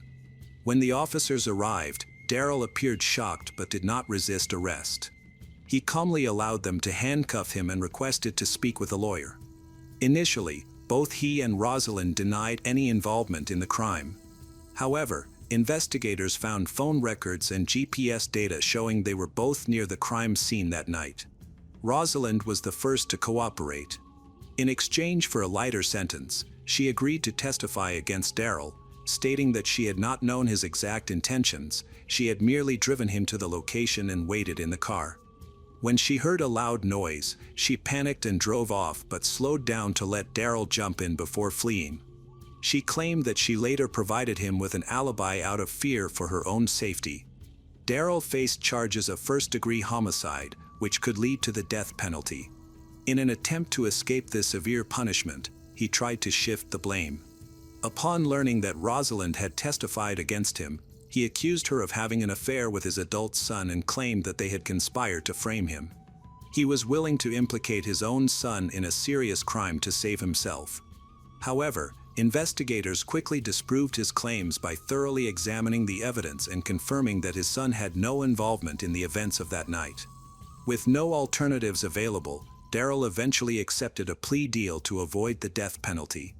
In April 2017, at the age of 49, he was found guilty and sentenced to 50 years in prison, with eligibility for parole after at least 25 years.